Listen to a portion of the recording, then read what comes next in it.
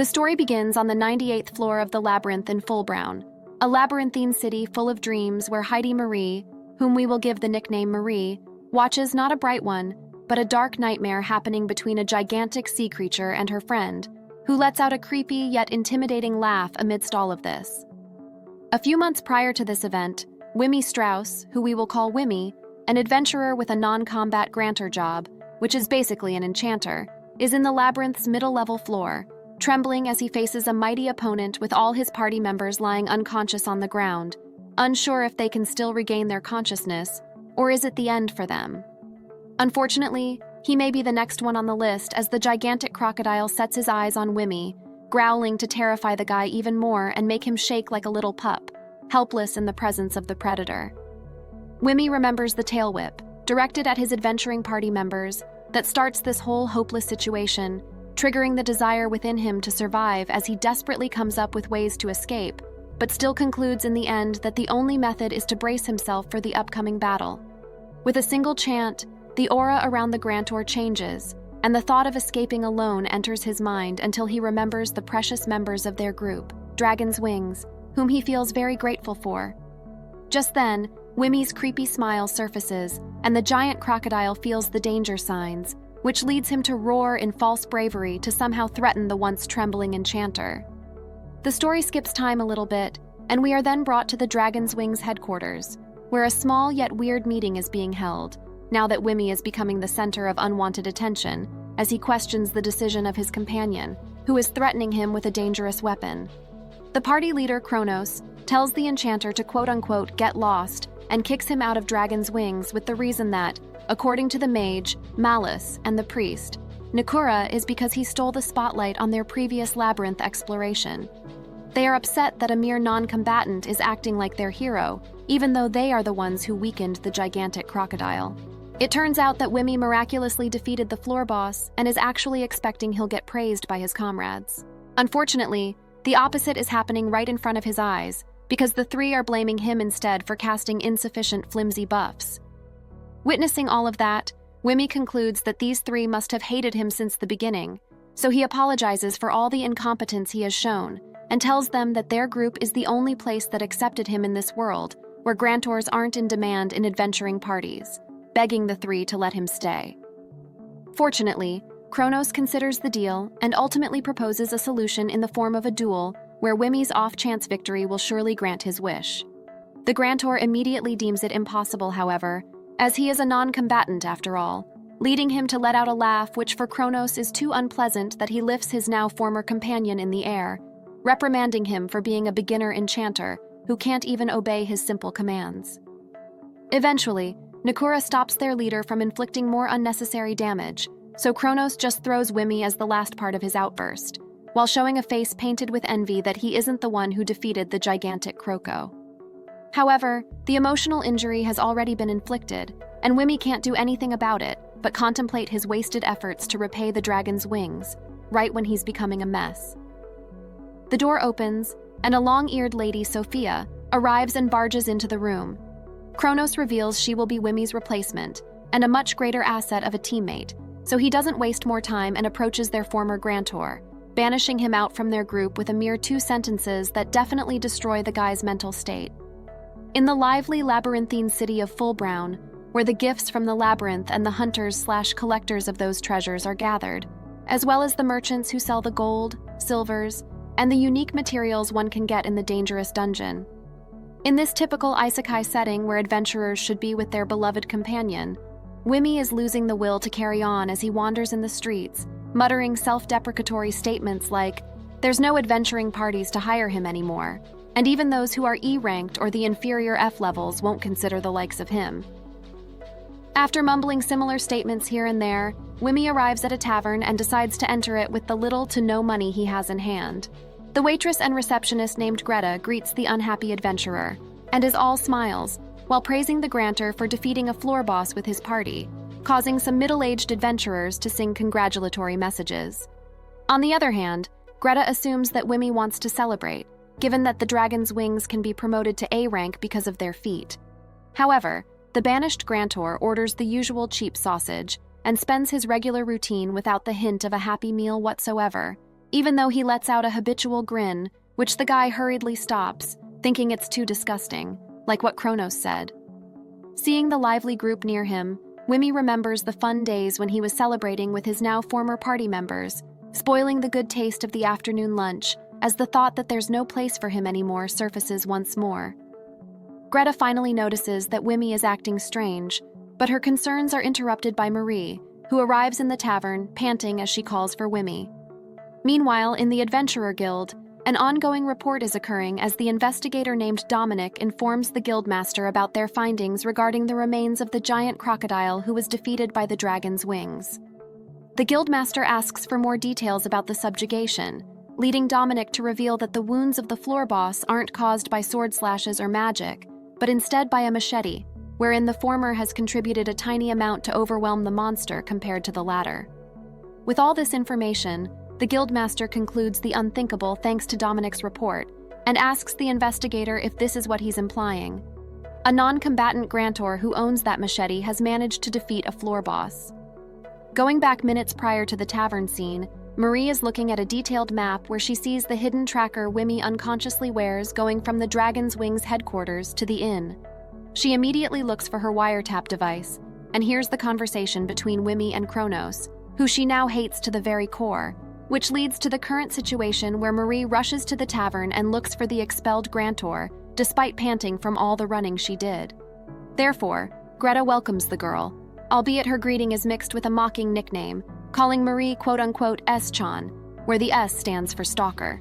Of course, Marie won't let it end in her defeat, so she calls the receptionist a cowgirl, only to face the harsh reality that there's no chance of winning when it comes to a bosom war against this cowgirl.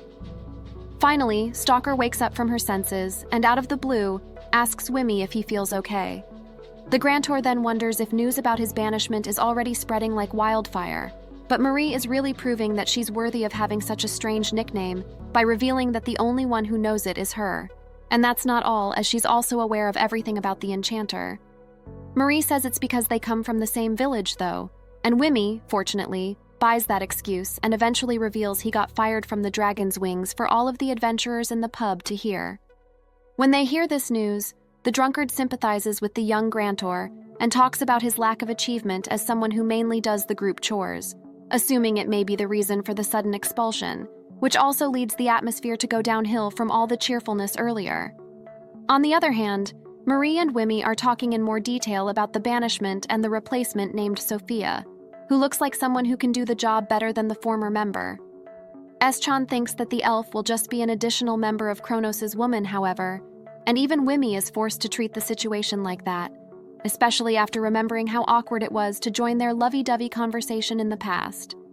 Thus, another creepy laugh lets out, and Marie can't help but point out to her friend his disability to fix his weird mannerism, leading Wimmy to once again assume that someone is feeling disgusted at him because of that smirk.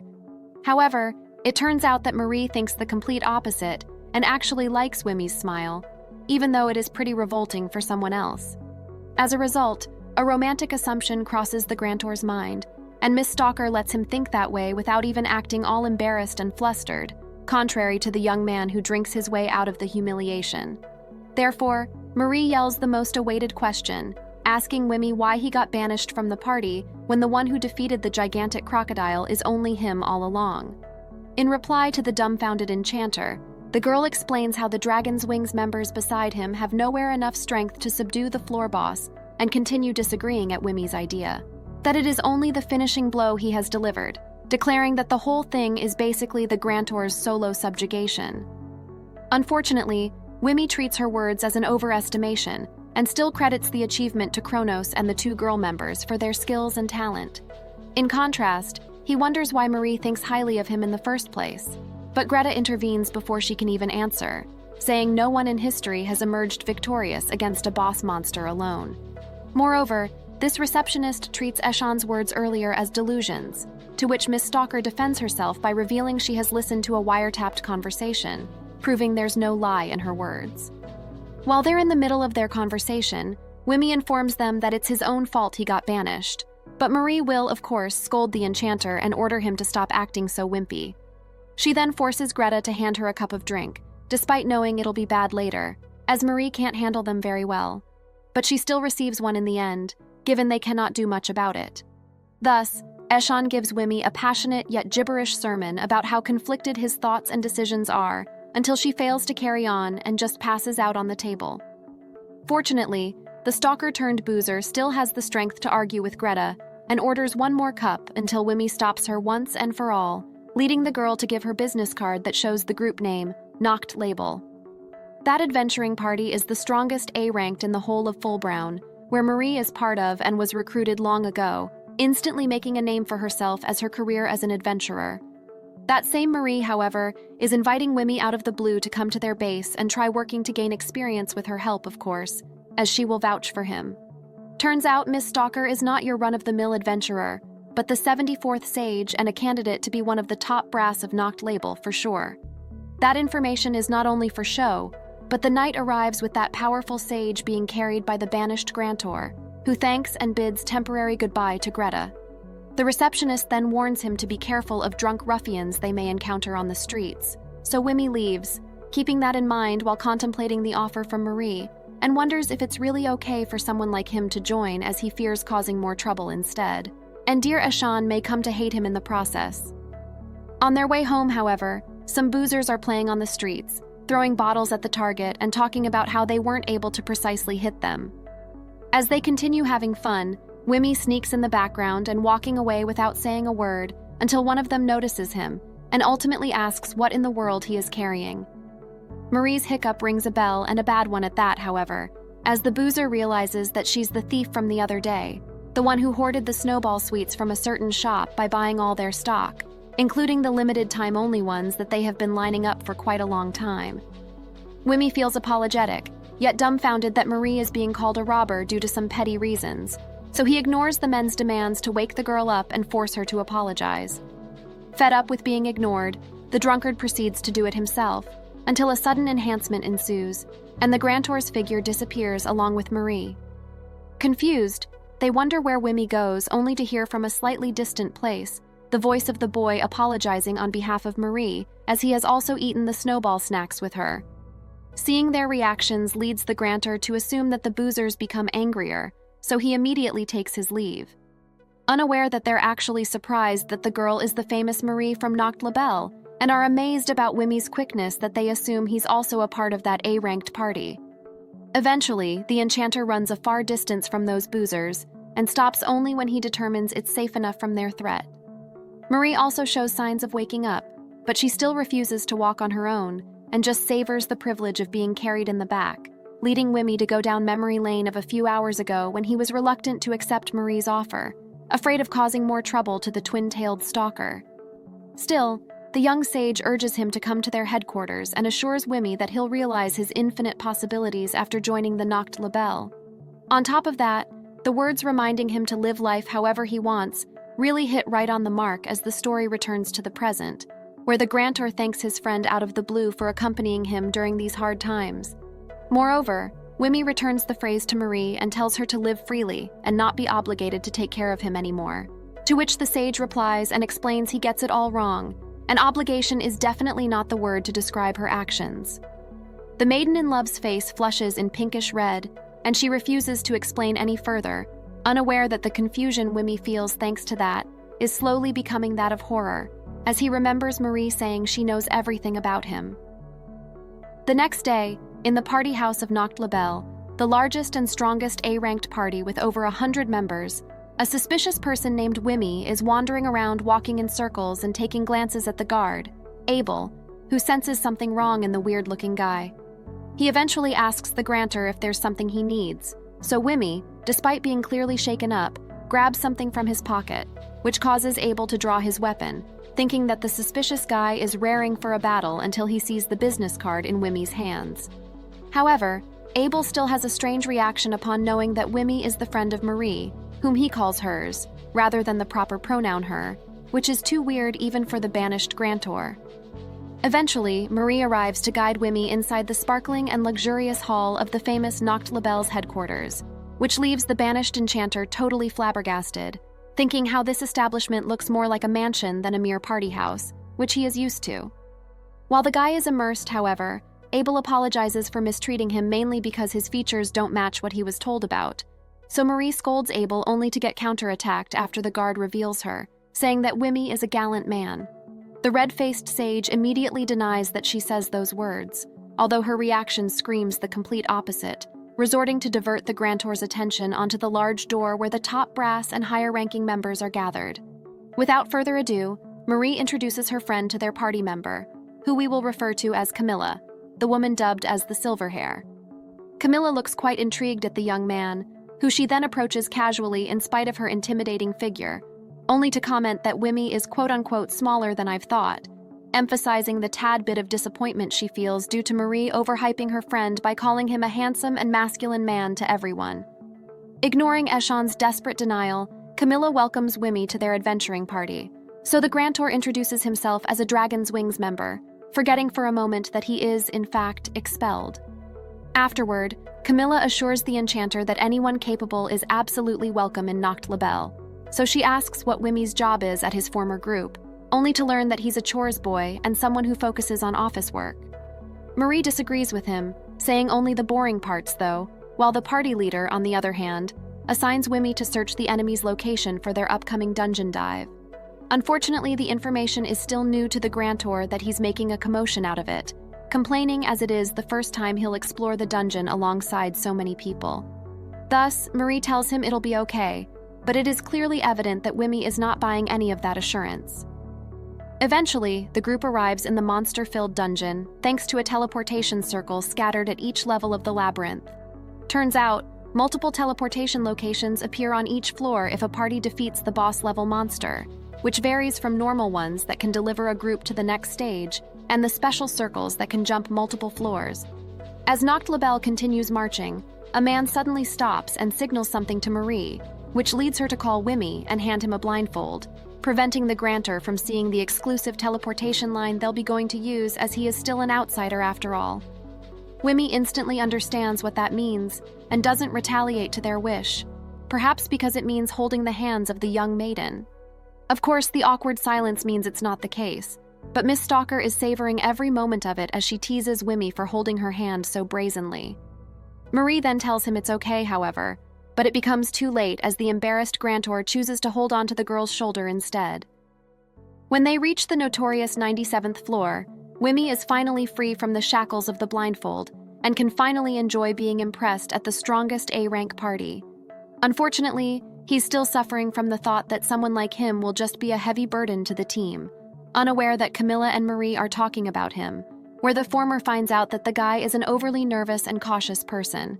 Thus, she smacks the boy's back and reminds him not to be so tense, especially because he is one of the Dragon's Wings, the party who beats them first into defeating the gigantic crocodile boss of this floor. Furthermore, Camilla reveals that mapping is their primary objective and not some dangerous stuff, which relieves the non-combatant Grantor, and he's becoming sure that everyone in the party is a good person. However, the echoes of unfamiliar words destroy that fleeting peace of mind, turning that into alarm as Wimmy looks around for potential threats, but ultimately assumes it's just his imagination, as it turns out that he's the only one who can hear it. Thinking it might be an omen to some trap, Marie advises Wimmy to report it, but the Grantor delays it for now and extends the range of the search skill instead, and checks the interior of the floor just in case something terrible is happening. Wimmy is taken aback by the result, so Marie reminds him to inform Camilla about it, which he eventually does as the transmission magic activates while their leader is on the front line leading their exploration. There's no beating around the bush, and the Grantor tells her about a rockfall trap 45 meters ahead on the upper left side, but tells Camilla he's only 90% sure about its existence. However, the probability is of no importance to the leader, and she orders Wimmy to use the public channel when communicating, leading the Grantor to alter the properties of the search magic despite how nervous he feels. In the minds of every Nacht Label member present, telepathy resounds and informs them not just of the type and location of the trap, but also of its estimated weight and shape. Therefore, the adventurers can't help but gasp in surprise after hearing the very detailed report. But the not-so-confident Grantor will, of course, assume that he did the presentation wrong. Putting all of that aside, Camilla assigns Abel to block the boulder himself, so the adventurer in knight's armor goes in the direction all alone until he finally steps onto the trap, emitting the typical blinding light that signals the activation. Immediately, the column-shaped pillar falls straight to Abel, but the large shield proves to be triumphant in the end as the rock ultimately turns into pieces of debris. Abel immediately reports his success in clearing the trap, but instead of celebratory noises, the adventurers are thrown into confusion and disbelief that it has been predicted so accurately that they come to think this is the real power of the dragon's wings. While Wimmy is under the assumption that he messed up badly, Marie, on the one hand, enjoys watching the dumbfounded faces of her party members. After a few more series of accurate trap detections, it seems like the higher-ups are spending their limited minutes of rest talking about how unbelievable Wimmy is performing. Thus, it is inevitable even for Camilla not to think about the dragon's wings, whose speed run to being B-ranked even with just 4 members in a span of a few years, wondering why in the world Wimmy was kicked out in spite of his advanced level abilities. She then hears another mind transmission from the Grantor, who informs her about the rising humidity and the strange rarity of low-level monsters, implying the possibility that they must be in a gigantic monster's territory, the great tortoise Zeratin, who is strong enough that avoiding the battle with some detours might be the best course. Once again, Wimmy is just 90% sure, so Camilla, who is a tad bit disappointed, reminds him to use public transmission when reporting dangers like this. Wimmy realizes that he has really messed it up this time, and the sudden reassigning of his position from the search unit to the battle team adds to that worry, until Camilla reveals her plan to fight the Great Tortoise instead, telling Wimmy that she wants to witness his Grantor skills in real battle. The pressure of not failing gets into him, but Wimmy still assures the leader he'll do his best, albeit his current state of mind might not be the best fit, as all this Grantor can think is not to make a mistake.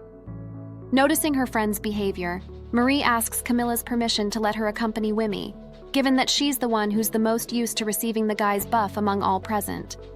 Fortunately, Camilla is not so heartless as to reject the proposal, so Miss Stalker urges his sole and usual target to show them what he's made of. Time skips a little bit, and we can see Wimmy clearly troubled about his choices in life, doubting his motto to figure out what things he can do to help others in need. After all, the unappetizing sight in front of his eyes, depicting the great tortoise devouring raw seafood, is so much for him that his hands are trembling in fear. In contrast, Marie thinks it's a great opportunity to strike, while the monster is still distracted, and everyone is there to witness how great of an enchanter he is. Unfortunately, their stares are absolutely terrifying for Wimmy, and he's once again overwhelmed and pressured to do his best to make up for the mistakes he has committed. Ignoring the murmurs and self-deprecatory statements of the anxious Grantor, Marie calls her friend's name until he notices it, and tells him to go with their usual routine using the ice spear plan. Wimmy is taken aback by the words, as usual, and watching the girl's back brings him down memory lane when the two of them are diving the dungeon all by themselves, giving him the courage needed to continue the subjugation plan without fear or hesitation whatsoever. The sage is pretty much the same, if not more motivated, as she assembles her weapon and tells the guy to show off what they're really made of. Before that, Marie brags about how great she is for modifying the magic stone of her weapon before finally generating vast magic power atop the gigantic tortoise. Thanks to the flashy display, the turtle notices the incoming attack, except that it's too late when he realizes that the magic has already been solidified into a Doombringer spear. Wimmy feels impressed witnessing his friend's ancient magic once again, as it turns out that this ability is only possible because she possesses the rare job of being a sage. With that said, a short infomercial ensues and shows the nature of the two types of magic, the basic ones that everyone can use, such as transmission and enemy search, and the so-called application magic that is unique for each job, whether they are a warrior, sorcerer, or a grantor like Wimmy, standing on top of all that is the sage, who is said to be the strongest, given that they can use all types of magic and ultimately create new ones. Thus, the commercial finally ends, and we are brought back to the extermination project, where Marie declares her approval to be bestowed buffs from none other than the Grantor, who also agrees to grant the girl his enchantments. Now, the formalities are finished, and Wimmy switches gears to perform the solidifying enhancement, forming a visible line that gets attached to the magic circle of the ice spear to allow the buff to activate.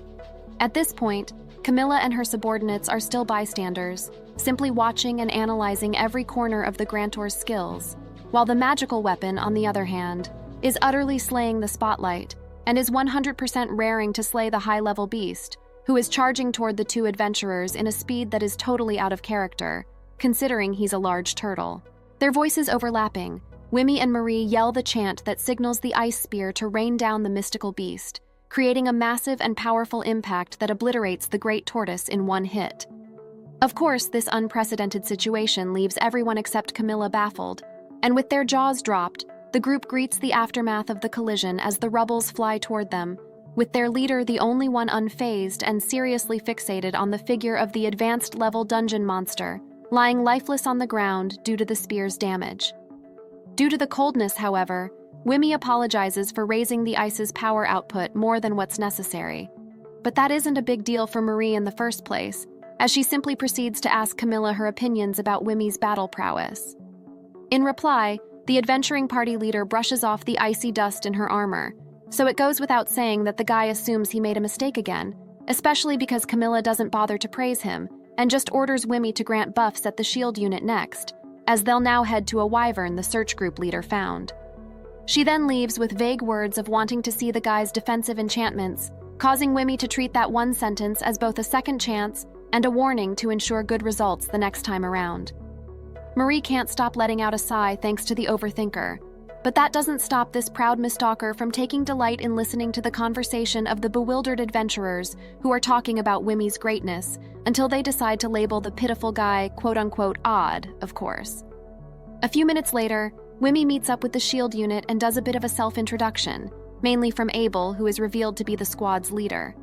The Grantor is initially pleased to meet him, but it eventually turns into discomfort as Wimmy stutters, having no idea how to talk with someone he's not familiar with.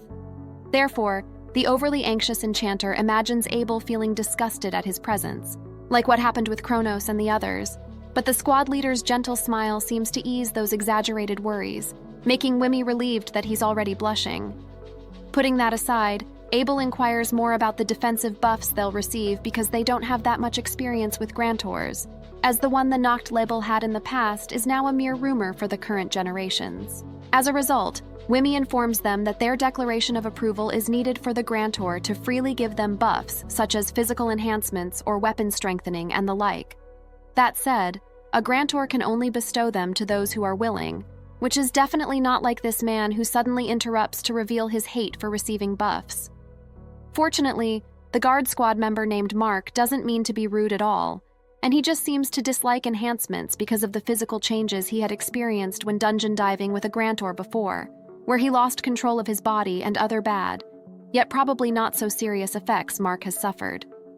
Wimmy assures him it won't happen, however, as he can only use beginner-level enchantments and a complex combination that renders those concerns useless.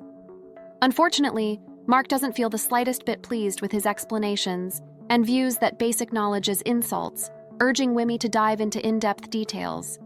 When the guy's anxiety attacks again, Abel reveals his desire to learn more about the Grant too, forcing Wimmy to realize he's facing experienced veterans who may possibly be already aware if it's just a job's common knowledge. Once again, he tells them not to worry about weird changes in their senses, but as if Mark will easily believe those unreliable words when he, in fact, questions the unbelievable possibility of buffs having no possible harmful effects whatsoever.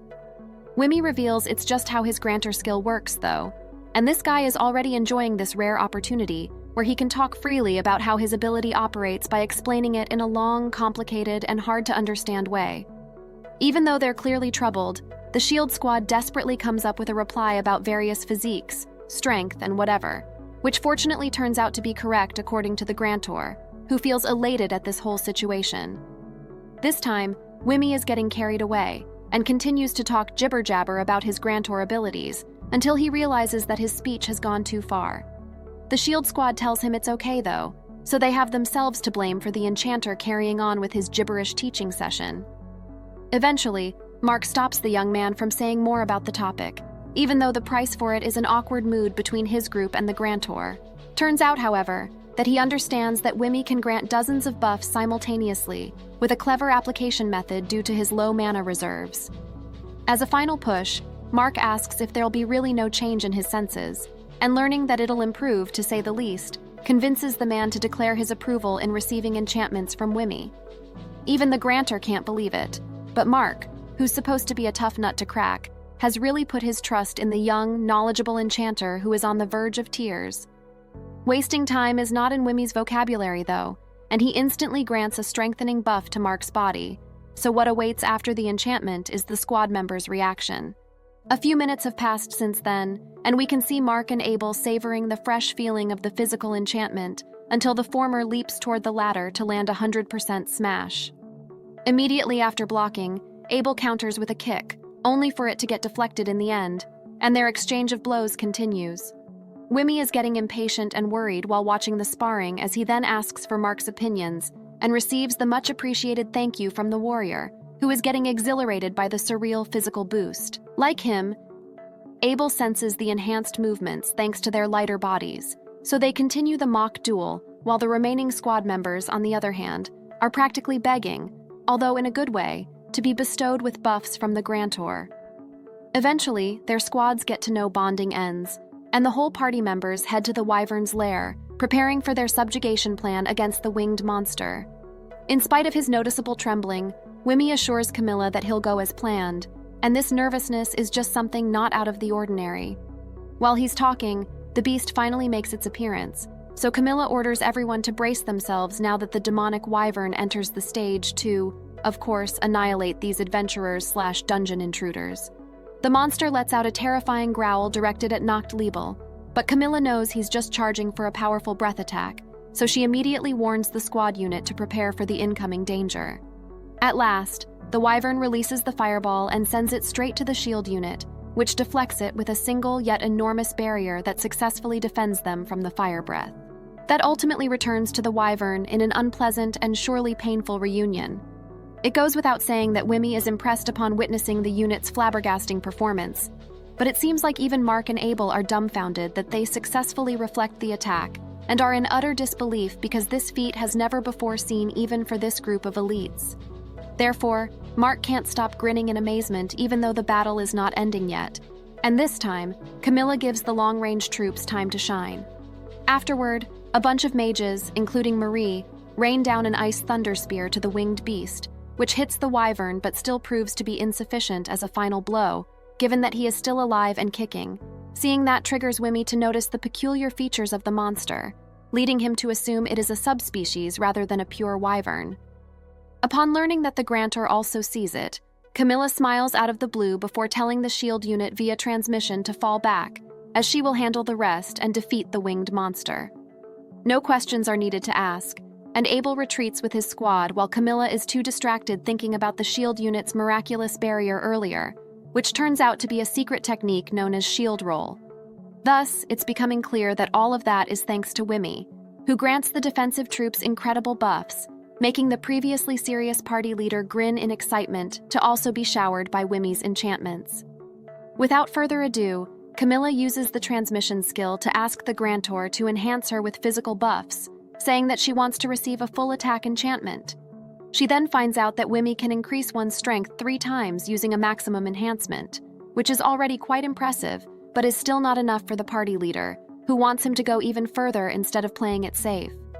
Obviously, Wimmy refuses because of the underlying risk, but Camilla wants a 10-fold strength multiplier, which forces him to go out of his wits in worry and terror about the power-loving party leader.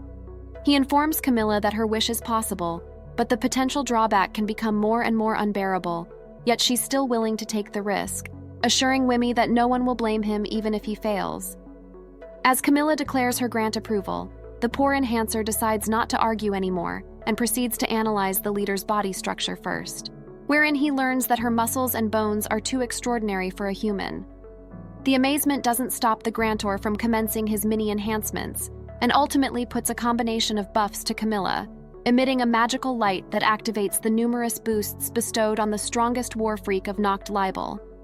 Overwhelmed with exhilaration, Camilla heads toward the enemy using her magical sword, Giant's Hunter. She faces the winged beast without fear whatsoever, and leaps above at a height that is higher than where the flying monster is, thanks to her initial strength and the buffs layered inside and around the adventurer's figure.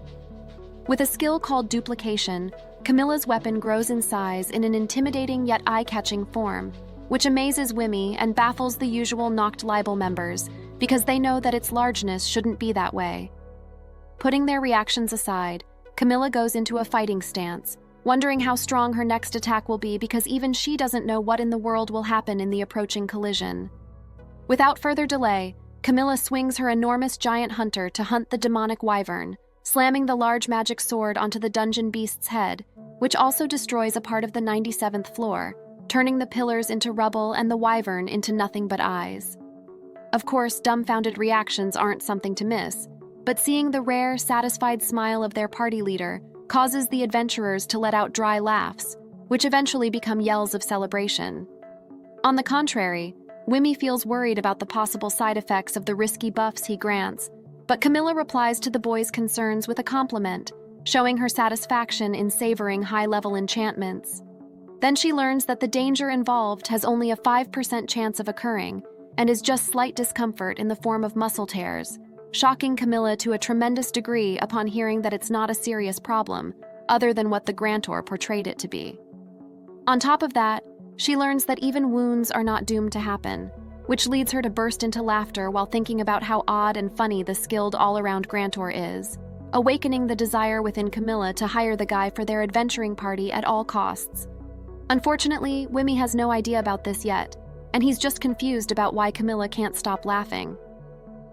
At night in the Knockedly Bell's mansion, the adventuring party celebrates the great success of their dungeon expedition, as they, after all, improved their map on the 97th floor, subjugated high-level monsters, and discovered a gold vein to top it off. Therefore, a grand feast is being held inside the party house, where everyone has smiles on their faces except Wimmy, who is clearly troubled by his bosom encounter with a party member who acts so chummy at him mainly because of her admiration. The mage, Monica, shows her amazement at the guy's skills, aware that it requires vast amounts of knowledge to pull off, and continues to shower Wimmy with genuine praises, even though the grantor can only give him nervous replies mixed with stuttering. While he's wondering how to reply to this girl who's practically a stranger, Simon, the search unit leader, and his squad member Bettina join the conversation to talk about the grantor's intriguing search skills. Little do they know that their arrival is actually a godsend for this socially awkward boy, who reveals how much he idolizes the famous Simon by reading his books. Hence, they discuss the trap the search unit leader is devising until Mark arrives to give them a word about talking about such things in the banquet, when they should just drink instead. Unfortunately for Simon, the boozer absolutely ignores his displeasure and wants him to enjoy the beverages together. Mark then takes a seat, scoots closer to Wimmy, and compliments the enhancements he grants to them, which triggers the earlier reflective barrier. As usual, Wimmy credits it all to the own skills of the shield unit and makes it look like his assistance is just a little help, but Mark simply laughs it off, confident that the young enchanter will definitely go to places. Abel feels the same admiration too, leading him to apologize for the rudeness he has shown in their first meeting, to which Wimmy replies it's fine as he really is acting suspicious at that time. Worried that his actions are spoiling everyone's mood, Wimmy lets out his habitual laugh and the atmosphere turns silent because of that, so the grantor decides to delete himself due to all this humiliation. Abel immediately stops Wimmy from doing dangerous things and tells him that Marie has already told them about the guy's hobby of immersing in his own world, and Mark tops that off with a don't worry while inviting the grantor to officially join Knockedly Bell. Along with his be part of the A-ranked adventuring party, Wimmy finds happiness from being praised by everybody, and comes to think that this must be where he belongs, wishing that joining Knockedly Bell will be truly possible. Eventually, Marie appears while she's gobbling meat and exchanges greetings with her friend before taking a seat. The sage then shows how great she is by presenting the disappearance of meat, but eventually changes the topic to how popular Wimmy is becoming. The grantor still doesn't appreciate his strength, however, and it is becoming troubling even for Marie as she wants Wimmy to know that his power captivates even their leader. Hearing Camilla's name, Wimmy remembers his business with her as he then leaves toward the office where the party leader is, according to Marie. With that said, the story brings us to Camilla, who is sorting the paperwork and reports about their whole dungeon dive, feeling problematic if she can finish all of that in a day. Thus, she takes a short break and contemplates the significant success of their team, along with the excellent performance Wimmy has shown them. Afterward, Camilla relives the physical and weapon enhancement she experiences, and compares it to having a pair of wings mainly because her state and abilities are in top shape at that time. Once again, Camilla shows a pretty satisfied look just by remembering the sensation of the buffs, and then stumbles into a bright idea to use those enchantments in training, hoping she can achieve greater heights with Wimi's help. Speaking of the devil, the grantor knocks on the door and enters it after getting Camilla's permission, as he then hands over the report to be presented to the guild. The leader is confused about what it is all about, though, so Wimi explains doing paperwork on his own as he's still not an official member after all, and it's his responsibility as an outsider. When she reads the report, Camilla finds out that combining it with the one she made will definitely not be a problem, and will be, in fact, a helping hand to allow her to finish the documents in time. With that sorted out, Camilla asks Wimi what the odd jobs he did in the Dragon's Wings are, causing the grantor boy to reveal he's doing everything, including accounting, except for having a big role in major battles. However, hearing that leads Camilla to think that Wimi is already starting their negotiations because he's showing off his worth by giving the report and talking about how valuable his abilities are after all. Moreover, this warrior lady assumes that Wimi is a calculating person deep inside, which also makes her excited to continue the bargaining, unaware that Wimi is nothing like what she thinks he is. Camilla will, of course, continue the business talks and offer the grantor 500 milk, their world's currency, which is more or less $20 for every coin. Even now, Wimi has absolutely zero idea about what in the world is occurring, while Camilla, on the other hand, goes on with her tempting offers that will turn the guy into an instant millionaire. She also thinks that Wimi's dumbfounded face is a mere act to hide his cards and play them right at the moment when the proposed selling price becomes the highest.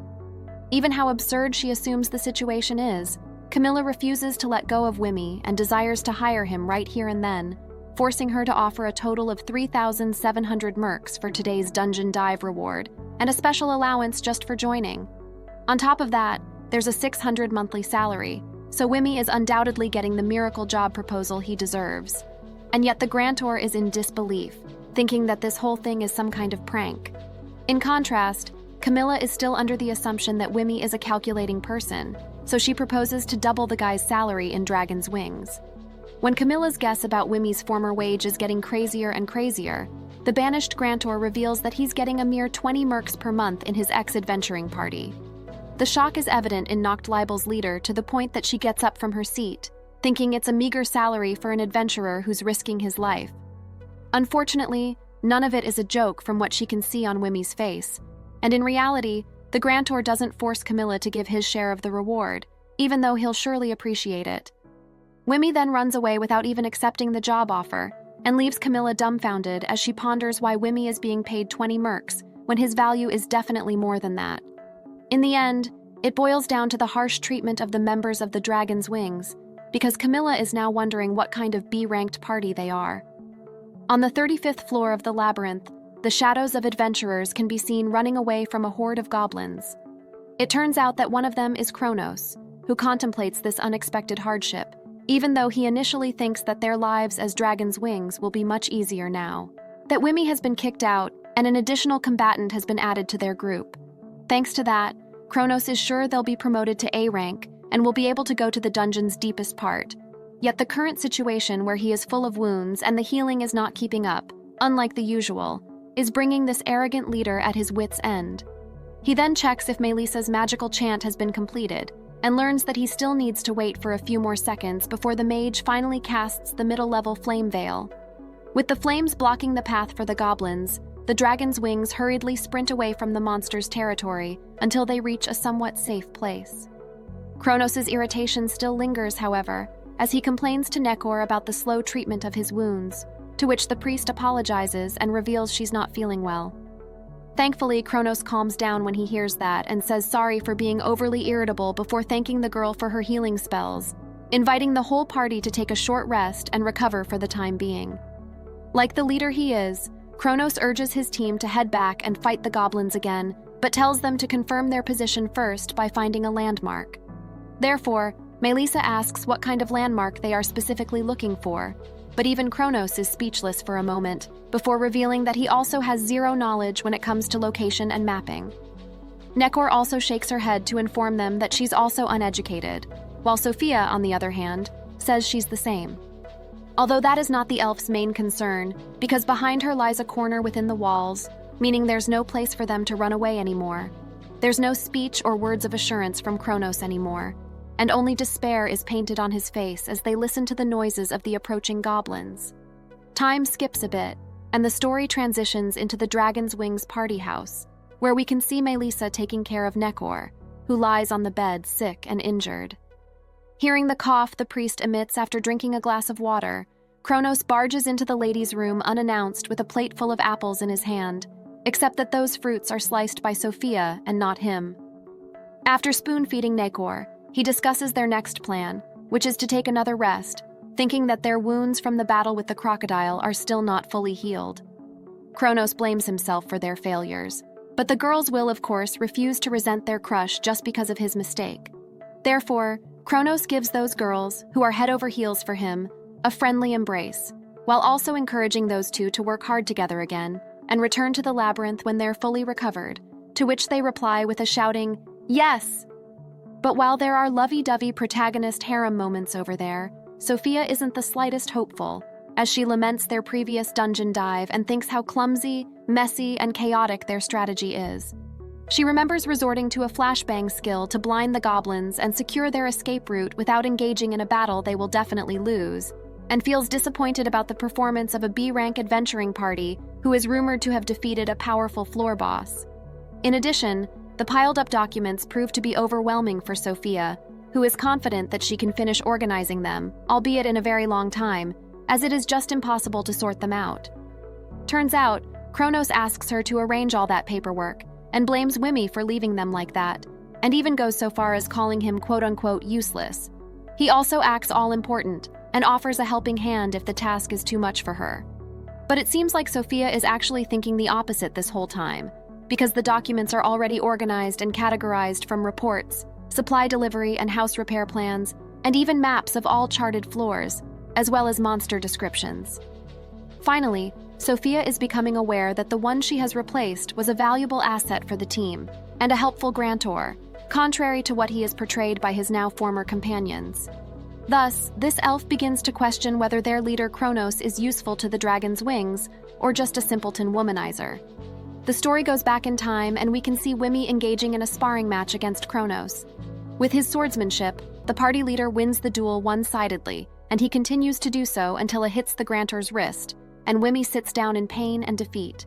Kronos feels disappointed, but he still orders Nekor to do her thing, which leads the priest-type adventurer to heal the guy's wounds, although she's doing it only for the sake of their leader, and tells Wimmy to change and be useful for Kronos even once. Ignoring the enhancer's apology, Melis orders him to get up, and Wimmy does as the girl says as he prepares himself for another sparring. But instead of being thankful, this conceited narcissist reminds the grantor that there's no one who'll hire him other than them. Unaware it's not the case in the present, so he opens his irritating mouth and threatens to fire the guy from Dragon's Wings if he doesn't become useful. Unfortunately, Kronos' threat proves to be fatal as they echo inside Wimmy's ears countless times and engrave the words, "Get out" and "fired" in the boy's mind. The flashback in the form of a nightmare wakes Wimmy up amidst the deep night, which makes Miss Stalker, who is at her unlawful hobby, again worried as she watches over her friend with a binocular telescope. Fortunately, the grantor had moved into the Nachtlabel's guest house as he is, after all, a provisional member. So Eshan's routine has become easier now compared to when Wimmy was living in the Dragon's Wings, and she's sneaking inside the room to make sure the guy is safe. Little does Marie know that it is she and her stalking tools, such as the tracker crest and eavesdropping stones, who are dangerous for Wimmy in many ways. Moreover, Miss Stalker is already on the 105th volume of her book, Wimmy's Diary, where she is taking notes of the guy's daily activities. Like this morning when Wimmy runs outside the mansion before eating breakfast at Nachtlabel's restaurant, which consists of sausage bacon and steamed potatoes. That afternoon, he practices magic and studies monster biology until night arrives, and Wimmy can finally rest as he doesn't have a ton of tasks, unlike in his days in the Dragon's Wings. Eshan is weirdly yet not surprisingly in the room, however, recording her estimated weight of Wimmy and their conversation early that morning before leaving with satisfaction, happy she's getting closer, literally, to Wimmy again, after all these years. The next morning, Marie can be seen in her study room rather than Wimmy's, but she still monitors the guy's routine thanks to the tracking device she has secretly installed at the grantor, leading Miss Stalker to discover that Wimmy is strangely in their party house's courtyard. She assumes that Abel is the one accompanying the grantor, but this stalker can't afford to be careless, so she activates the eavesdropping stone and hears a woman's voice on the other side of the line, causing Marie to jitter in fear of a thieving cat. In the training grounds, Wimmy faces a woman who turns out to be Camilla and maintains a fair distance for their training session. Eshan, on the other hand, is relieved that the voice is just from their leader and decides to watch their practice, where Camilla seems to be trying a new method using the grantor's enchantment. By applying Wimmy's weaker buffs and moving as fast as she can, while also letting the body learn the movements, Camilla will then reproduce those exact maneuvers with the enchantments released until she gets used to them. Time passes while Marie is watching their training, which leads her to witness the next few moments as Camilla leaps with tremendous power while unsheathing her sword and releasing an undoubtedly powerful slash. While Wimmy is just staring dumbfoundedly at the monstrous display of strength, Marie sweats up in both amazement and intimidation that Camilla has already reproduced the motion of the weakened enchantment within just an hour. The leader seems delighted about it too, but she also thinks that improvement is necessary, which leads Wimmy to voice out his opinions and suggests a way for Camilla to get closer to her ideal result. This time, the grantor uses reverse enhancement to the knocked label's leader instead of the usual buffs. So Camilla tries to recreate the movements once more, causing Wimmy to ask if the party leader is satisfied with it now. In response, Camilla hugs the young boy out of the blue, without warning or anything of the sort, and Marie, aka Miss Stalker, is definitely not pleased by what she'll write in today's stalking expedition diary entry. While the two are in the middle of their embrace, Marie is going out of control as she screams in disagreement regarding Camilla's actions regarding her beloved Wimmy, even though none of those yells will reach those two's ears. Eventually, she calms herself down and thinks that the hug happens only because Camilla is so moved by their training results, but the maiden's face the party leader shows says something else, and Marie can't do anything but come to terms with it. When the embrace ends, Camilla invites Wimmy to join her morning exercises every day and offers payment for his assistance, while in the afternoon, Mark invites the young grantor for a drink. All of these seem natural on the outside, but Marie knows that it's their leader's plan to create personal relationships with Wimmy, to keep his connection with their adventuring party. Regardless, evening greets them in the blink of an eye, and we can see Miss Stalker in her room, talking to herself about the little to no shred of common sense and respect for privacy she has, because this girl is taking a break on her 24/7 unlawful hobby to let the teenage grantor enjoy his nightlife. In the busy district somewhere in Fullbrown, Hans, Noctlabel's vice commander, is starting the cheers to welcome their new provisional member to the party. Inside the pub, however, are waitresses in sailor uniforms entertaining these middle-aged men, while infuriating Eshan, who is at it again despite initially choosing not to creep up on her beloved Wimmy. That same guy seems to enjoy glancing at some thighs, though, so Marie's displeasure just skyrockets, and continues to do so because Miss Stalker here can't properly use her eavesdropping stones. Meanwhile, Hans strikes up a conversation with Wimmy and mentions the rumor that he's from the same city as Marie, which turns out to be true, according to the grantor, who reveals they're both from the faraway town of Riorefelt because he has dreamed of becoming an adventurer in this labyrinthine city for a long time. Hans laughs upon hearing that because he too was reading hero tales, which leads him to this dream job, causing Mark to join their discussion as he mentions hearing from Monica that Wimmy wants to be a mage. Thus, the man concludes that this grantor wishes to be a magician from a fairy tale rather than an epic hero. So Wimmy progresses the conversation into a certain fairy tale whose name he can't remember until Hans tells it to them, hinting that this vice commander is an avid reader. Thanks to that, their conversation heads in a good way with all their laughing and smiling, and Wimmy is definitely enjoying this more than those thighs, making Marie genuinely proud as she ends her stalking spree for tonight. The party eventually ends, and the group is splitting up when Mark suddenly urges Wimmy to come with them, as they are classified as singles among the men, of course, only when you ignore the fact that Mark is a married person. Unfortunately, inviting Wimmy to their next nightlife destination becomes a bad idea when they realize that this grantor already has Marie, so Wimmy clears the misunderstanding by revealing that they're just friends. Furthermore, he tells the two that the sage just feels responsible for taking care of him, so they are quite taken aback by those words, But that will not compare to their shock when the girl in question appears out of thin air right behind them.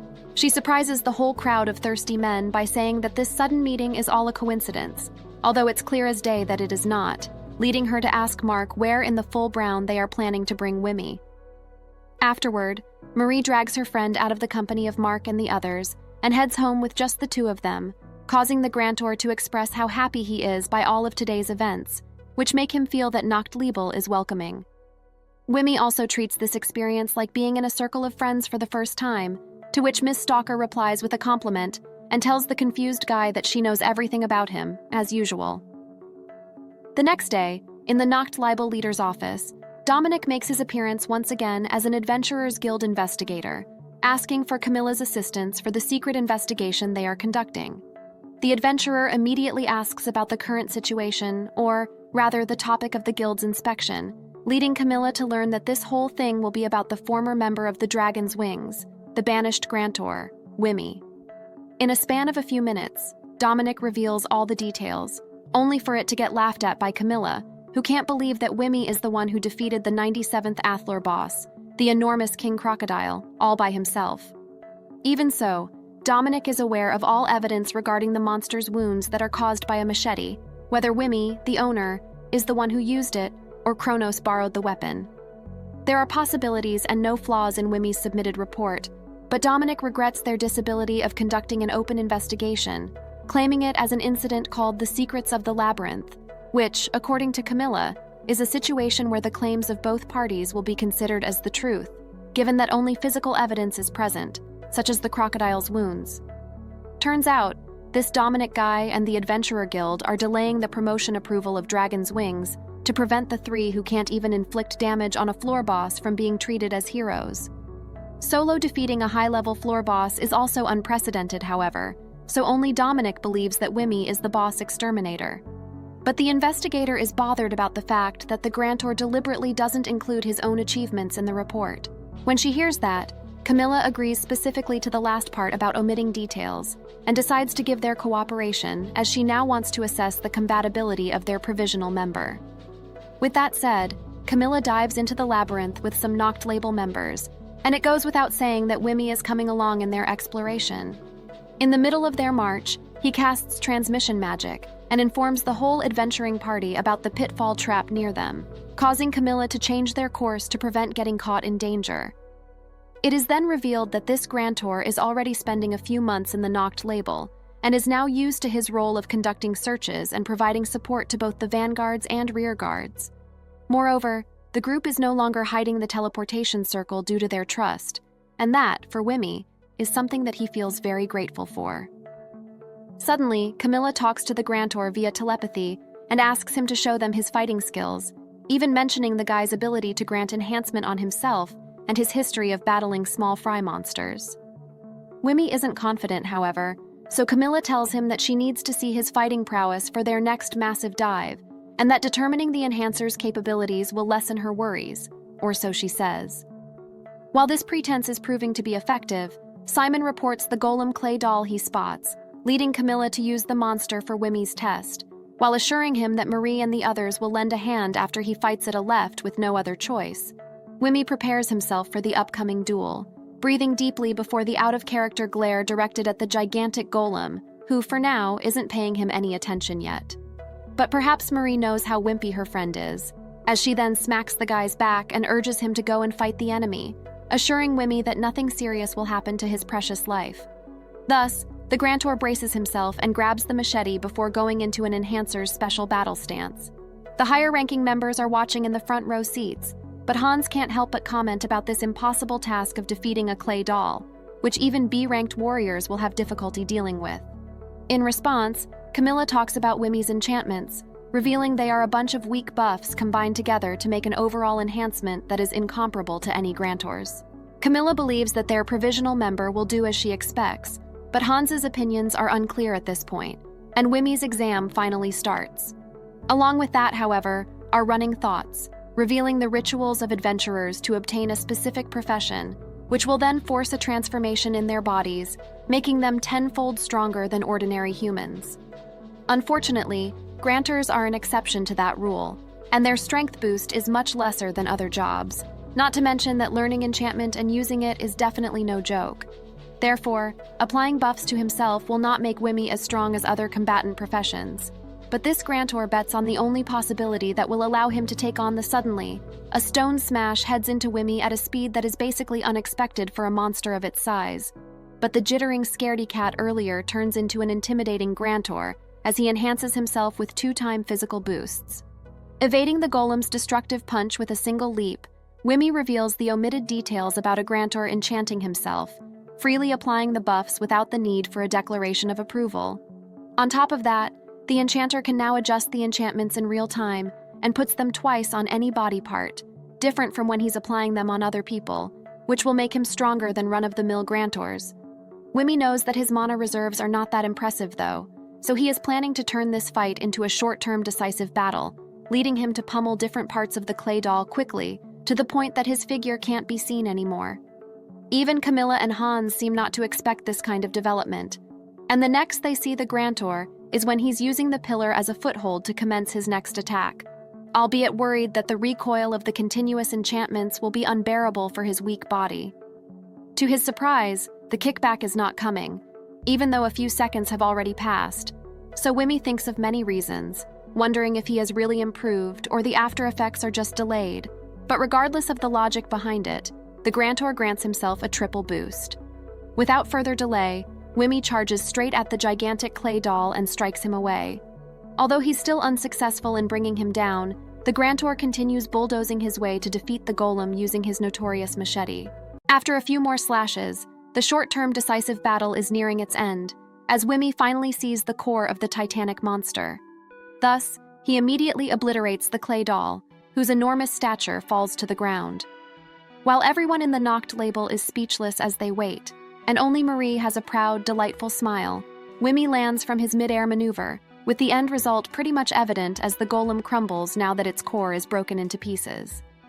Naturally, this bunch of veteran adventurers are so bewildered that even Hans, the vice commander, doesn't catch the whole happenings of the battle. Same to the other members who think that it ends in the blink of an eye, which also means that Wimmy's speed is top-notch and will not pale in comparison to those who are currently the top when it comes to quickness. Speaking of the devil, Wimmer returns and apologizes for taking too long to bring the golem down, only to be told that his words sound sarcastic because the squad is absolutely amazed by his performance. That same shock can also be seen in Camilla, who asks Marie who in the world her friend really is. But Miss Stalker only tells the basic details such as the guy's name, specified job, and that they're from the same hometown, before giving an obvious answer saying he's strong. Eventually, Wimmy runs to his friend to tell her how good he's currently feeling in the latest battle.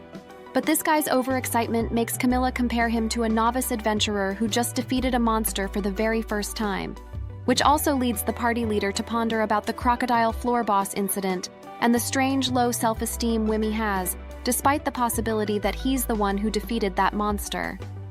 Based on the current situation, Camilla concludes that Wimmy is not intentionally hiding his strength, but that doesn't change the fact that the grantor's inconsistency is still a mystery. The guy's babbles end, however, when Marie informs him that he's getting too excited and it's soaring at an abnormal rate, causing Wimmy to let out intelligible noises in embarrassment. Still, Marie praises her friend for taking down a gigantic clay doll all by himself, so Wimmy hopes that he at least manages to ease his companion's worries even a little bit. The grantor then presents his body ache until he finds out it is non-existent, and there's no such thing as recoil despite using triple boost enchantment earlier. Then, Wimmy tries using magic and learns he still has mana left, which is strange too, and the only plausible reason is that this grantor's strength has improved. Unfortunately, his thoughts are interrupted by the shield unit, who decides to carry the provisional member and throw him in the air to celebrate his great feat, making Miss Stalker happy and proud that everyone is beginning to realize how potent her beloved Wimmy is. A few days later, we are brought to a tower near the courtyard, where Han sees Monica watching something from the window. In response to his curious question, the mage points toward the training grounds, where Camilla and Abel can be seen engaging in a mock duel, with Wimmy watching from the sidelines. Turns out Monica feels quite impressed at their training, so Hans advises her to join them, only to hear that it's quite a bother for Monica to join such a tiresome exercise. Thus, the story brings us to Nacht Labelle's training grounds, where Camilla ends their morning exercises, while Abel, who is kneeling on the floor, refuses to finish it while he's dissatisfied. Therefore, Camilla reminds him to rest to be in perfect shape for their upcoming and first-ever large-scale exploration of the 98th floor tomorrow. But Wimmy interrupts their conversation by asking their opinions about the enhancements. Their voices overlapping Camilla and Abel praise it, with the former saying it's wonderful, and the latter thinking it's awesome. Furthermore, they express how grateful they are for being able to train with Wimmy while improving to an explosive degree in the process. But the grantor is as humble as always, and tells the two that it is he who's learning a lot from their training sessions. Even so, Camilla will still be very thankful for the grantor's assistance to the point that she can't stop herself from feeling excited to give it her all for tomorrow's dungeon dive, and see the results of her training making the innocent young grantor flustered. In preparation for tomorrow, Camilla advises the two to take a break and invites them to have a meal at a delicious restaurant. But while Abel is raring to go and gobble some meat, the opposite can be seen in the troubled Wimmy, who then informs them about a study session he needs to attend with the reconnaissance team. Fortunately, Camilla understands that it needs to be prioritized rather than their meals, so she lets Wimmy leave the scene and heads to the search unit, while letting out a short chuckle upon getting rejected. Putting that aside, Abel asks Camilla if it's possible to continue their morning training even for a little bit longer, to which the party leader responds with a slightly reluctant yes. When all of that's finished, Camilla walks down the hall of their mansion until she catches sight of her subordinate's study session, where Simon is getting excited while discussing Wimmy's method in using search, which is different yet worthwhile to learn for accuracy improvement purposes. Watching the scene fills Camilla's heart with delight and satisfaction about Wimmy's good influence in making everyone pursue self-progress. Right when she's thinking that, however, Camilla hears someone gossiping about the grantor and calling him creepy. It turns out that some lower-ranking members are wondering why those who are joining the dungeon dive, unlike them, have high opinions of that provisional member. That adventurer eventually stops gossiping after his friend warns him, but he still can't brush away the thought that something weird is happening behind the curtains. Instead of scolding them, Camilla tries to understand this not-so-surprising effect, given that their adventuring party consists of Magic Academy students and elite nobles, so their competition should be fierce, the polar opposite of what the banished grantor experienced, easily joining them without an official evaluation. In the end, Camilla can only hope that their opinions will change during the expedition tomorrow. But while she thinks that, a telepathic message informs her about the arrival of a guild representative, which leads Camilla to give her permission for the man's visit in a voice that the gossiping members can hear. Inside the office, Dominic has just finished reading the report about Wimmy defeating a mud golem all by himself, causing him to ask Camilla about her assessment regarding the banished grantors soloing the crocodile floor boss, only to get a blatant no as a response for Dominic's question. The investigator doesn't want to believe it, however, so Camilla reveals her honest opinions and admits that Wimmy is a strong and quick combatant, as well as a one-of-a-kind grantor, which also means that he possesses skills equal to and not surpassing that of a Nacht Labelle's candidate corps members. But before Dominic gives up on his theory, Camilla reveals that this current situation, as well as her opinions, will change if Wimmy is still hiding his full battle prowess. Dominic's demeanor turns cold after knowing that Wimmy's uniqueness makes that possible, so he gets up, mentioning Nacht Labelle's 98th floor exploration, and asking Camilla to let him know if she discovers Wimmy's hidden abilities during that expedition. At night in the tavern, Marie is gleefully gobbling some meat while talking about how happy she is upon seeing Wimmy's sleeping face again these recent nights. Eschan also reveals the guy's embarrassing sleep talks, but Greta doesn't seem a bit amused by her stalking stories, so Marie will, of course, ask this receptionist, whom she still calls a cowgirl, why her energy is a bit lesser than usual. The one who answers that is a fellow customer, however, who informs the sage about a group of the regulars in this pub that ventured to the 98th floor last week and haven't returned since last week. At this point, Marie is not surprised anymore, because small groups investigating a dungeon floor before a large-scale exploration from parties like Nacht Labelle is commonplace, in spite of the risks attached, and the big possibility that they won't come back alive. With that said, Marie reminds them that these kinds of things ought to happen to adventurers, and the only thing they can do is to accept it. Unfortunately, her words fail to comfort Greta, and it is troubling for the sage who resorts to yelling her dissatisfaction while ordering the cow woman not to be so gloomy as she will treat her with a drink.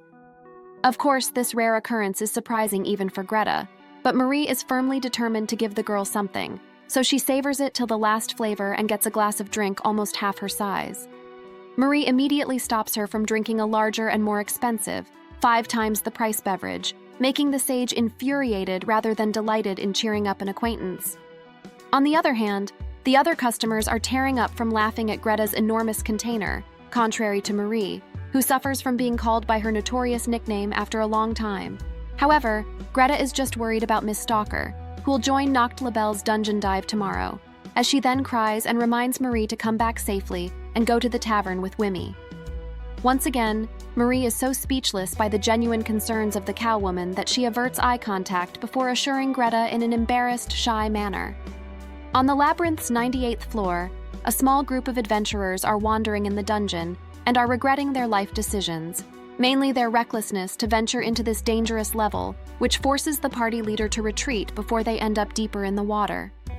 Not wasting time, the group heads back to safety, running in the shallow river that devoids any monster whatsoever, until screams suddenly reverberate to signal the disappearance of the 2 adventurers. The commander immediately knows that it is the end for them, and he will be next on the list thanks to the shadow lurking in the water, forcing him into accepting his fate, holding onto a necklace, and apologizing to his daughter, Ilya. Afterward, the adventurer shouts his war cry and provokes the monster to fight, making it too late for him to realize that the sea creature has its mouth wide opened, just waiting for its raw dinner to be crushed. The following day, the Nacht Labelle is doing a march around the labyrinthine city of Full Brown, and the citizens are as much as excited as they cheer on the strongest A-rank party who is on their way for a grand dungeon dive.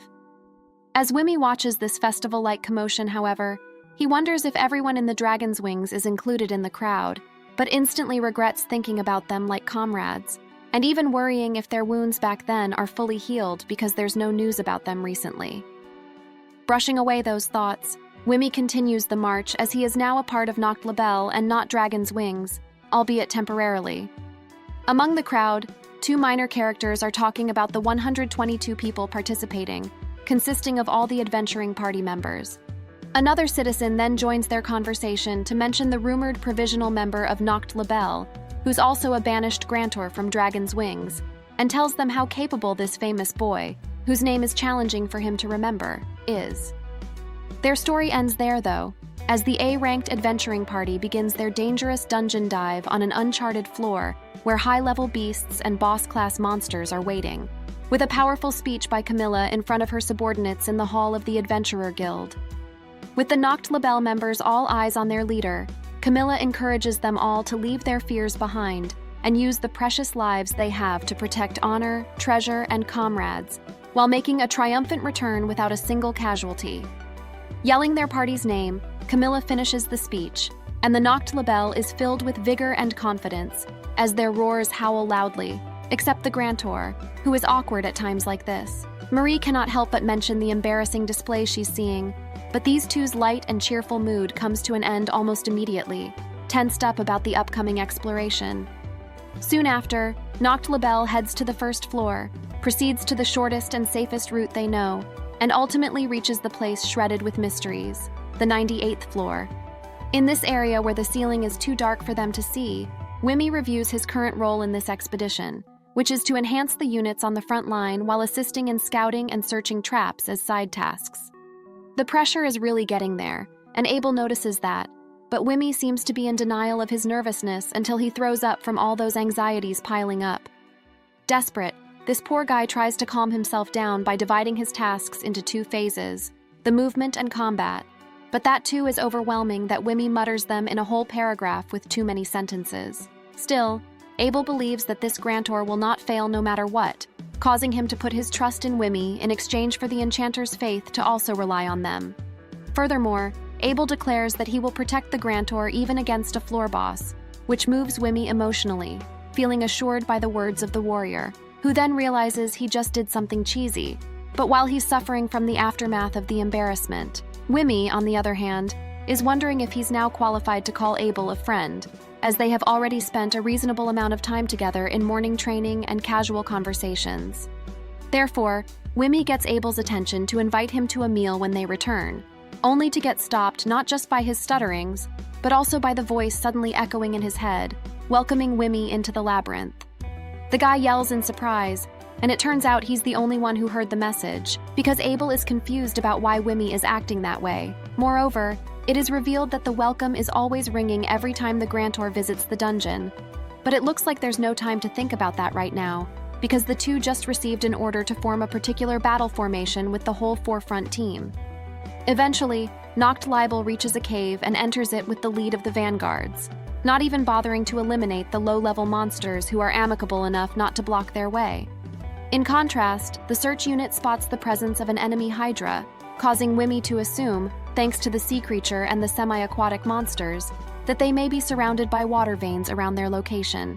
Therefore, Wimmy asks Bettina to cover the left and front areas while he scouts the right and underground parts, telling them to be careful of the descending path when creating the map. Afterward, the Grantor chants something while manually putting the directions on the map he's building, which takes Abel aback, bewildered by Wimmy's job over performance and the precise details he's putting on that will absolutely double or even triple its selling price. Even with that, however, Wimmy still panics upon a little mistake and ultimately vomits for the second time this day. So Abel hands him a small bag of water and reminds Wimmy to stay hydrated. Suddenly, Hans arrives to inform the two that Camilla is looking for them and urges them to talk about a large haul that they'll eventually reach based on Wimmy's calculations. Noct Libel immediately holds a meeting regarding that and the possibility of a lake and river up ahead due to the scent of water they can smell. With that in mind, Hans wonders if they can replenish their supplies, so Wimmy informs them that a butterfly that only grows in clean water can be seen nearby, so they should be fine in that area. Thus, to end the meeting, Camilla asks if there's still something they want to add, and Wimmy seems to do exactly that, though he's too nervous to open his mouth. So Abel and Camilla put pressure on the Grantor, where the latter even starts a countdown. Finally, Wimmy informs them about the odd style of the slope that is strangely turning from downhill to uphill, meaning that they might have been lured to a water trap, or rocks may come rolling down to crush them. Either way leads to their end. On top of that, Wimmy fears that the uphill direction will continue, and the rear will be wholly submerged in the good chance that water may rain down, along with the floor boss, who'll use that to its advantage. Silence envelops the meeting, however, so the boy whose confidence is almost non-existent apologizes for his report and assures them that it's all what-ifs. Of course, Camilla is quite displeased, not because of the unsure assumptions, but due to the Grantor's lack of confidence, causing her to remind Wimmy not to hold back in saying his introspections and tell the guy that he's allowed to live life however he likes. Those words hit pretty hard on Wimmy's mentality in a good way, which leads him to thank Camilla. Afterward, the expedition continues without a hitch, and the group discovers numerous gold veins, securing their profits for this whole dungeon dive. However, their smooth sailing feels too strange for Wimmy, who starts to suspect that the labyrinth is luring them in, but as usual is too anxious to say it to the party. Fortunately, Camilla takes a moment to discuss their next plans, as they have already produced significant results, even though their dive is still a week long. Therefore, she decides to march on, despite the concerns about the slope to which Simon and Mark agree, for the sake of their party's reputation, and the prevention of the so-called dark maps from sprouting. Known as Fullbrown's dark side, those illegal maps are formed by sending adventurers to dangerous territories and forcing them to send information outside via transmission magic to create maps until their lives come to an end. To prevent that from happening, Camilla refuses to leave their investigation incomplete and decides to form a small advance team to minimize the risks. Wimmy agrees that it's the best course of action due to the underlying dangers, so he then wonders who the lucky adventurers will be, assuming it'll consist of Noct Libel's top elites. Without further delay, Camilla announces the final 6 who will be formed: Hans, Abel, Monica, Bettina, Miss Stalker, and Wimmy. The last member proves to be a surprise for the guy himself, and he immediately asks Marie why his name is included on the list. Even now, Wimmy is panicking like crazy, but he can do nothing to stop the leader's decision, and this Grantor will, once again, throw up while wondering what to do. After all, their important yet dangerous mission of securing a water source for this large-scale investigation should be handed to known veterans, and definitely not to an overly anxious Grantor who might be up to the task after all of what's said. No questions asked, and Wimmy immediately enchants the five with physical buffs, which is fortunately to their liking too, especially Abel, who just suppresses the urge to grin ear to ear. Even Monica is jumping for joy, so Wimmy reveals the speed buffs he put on them, and that's only the start of more boosts that are also becoming the flowery romance, because this girl mage is getting way too close with the protagonist. It goes without saying that Marie sinks the ship before it can even sail by going between the two, making Monica pout in displeasure while calling Marie with a cutesy honorific that S-chan doesn't like, along with the fact that this mage is acting chummy with his beloved Wimmy. Thus, Monica talks about how she treats Marie as a friend, but her chest is so unfriendly to Marie that she gives the girl a fitting nickname, Cowwoman B. Eventually, Hans intervenes for the peace of their team, but they go on with their argument, so they discuss their route in Bettina's lead, while Wimmy is also asked by Hans to aid support if he still has the room to do so. Unfortunately, the Grantor vomits as a response to the request, leading Hans to realize that he's basically babysitting kids, given that he's the oldest among them. In a route full of erupting volcanoes, Hans is leading the way to their quick sprint toward the predicted hall, feeling he's in perfect shape thanks to Wimmy's enhancement, and that they can reach the destination sooner than expected. However, Bettina suddenly tells him to change course, not because of a monster, but due to a trap she has found. Turns out, Nacht Labelle's improved trap spotting method is one they have improvised thanks to the mountain of data Wimmy gives free of charge. Among the contents are new trap types theory, as well as trends and patterns, which are being put to good use even now when they see a salamander blocking their way. It's not a threat, however, as Hans instantly draws his blade and charges straight at the monster to obliterate it with a few clean slashes.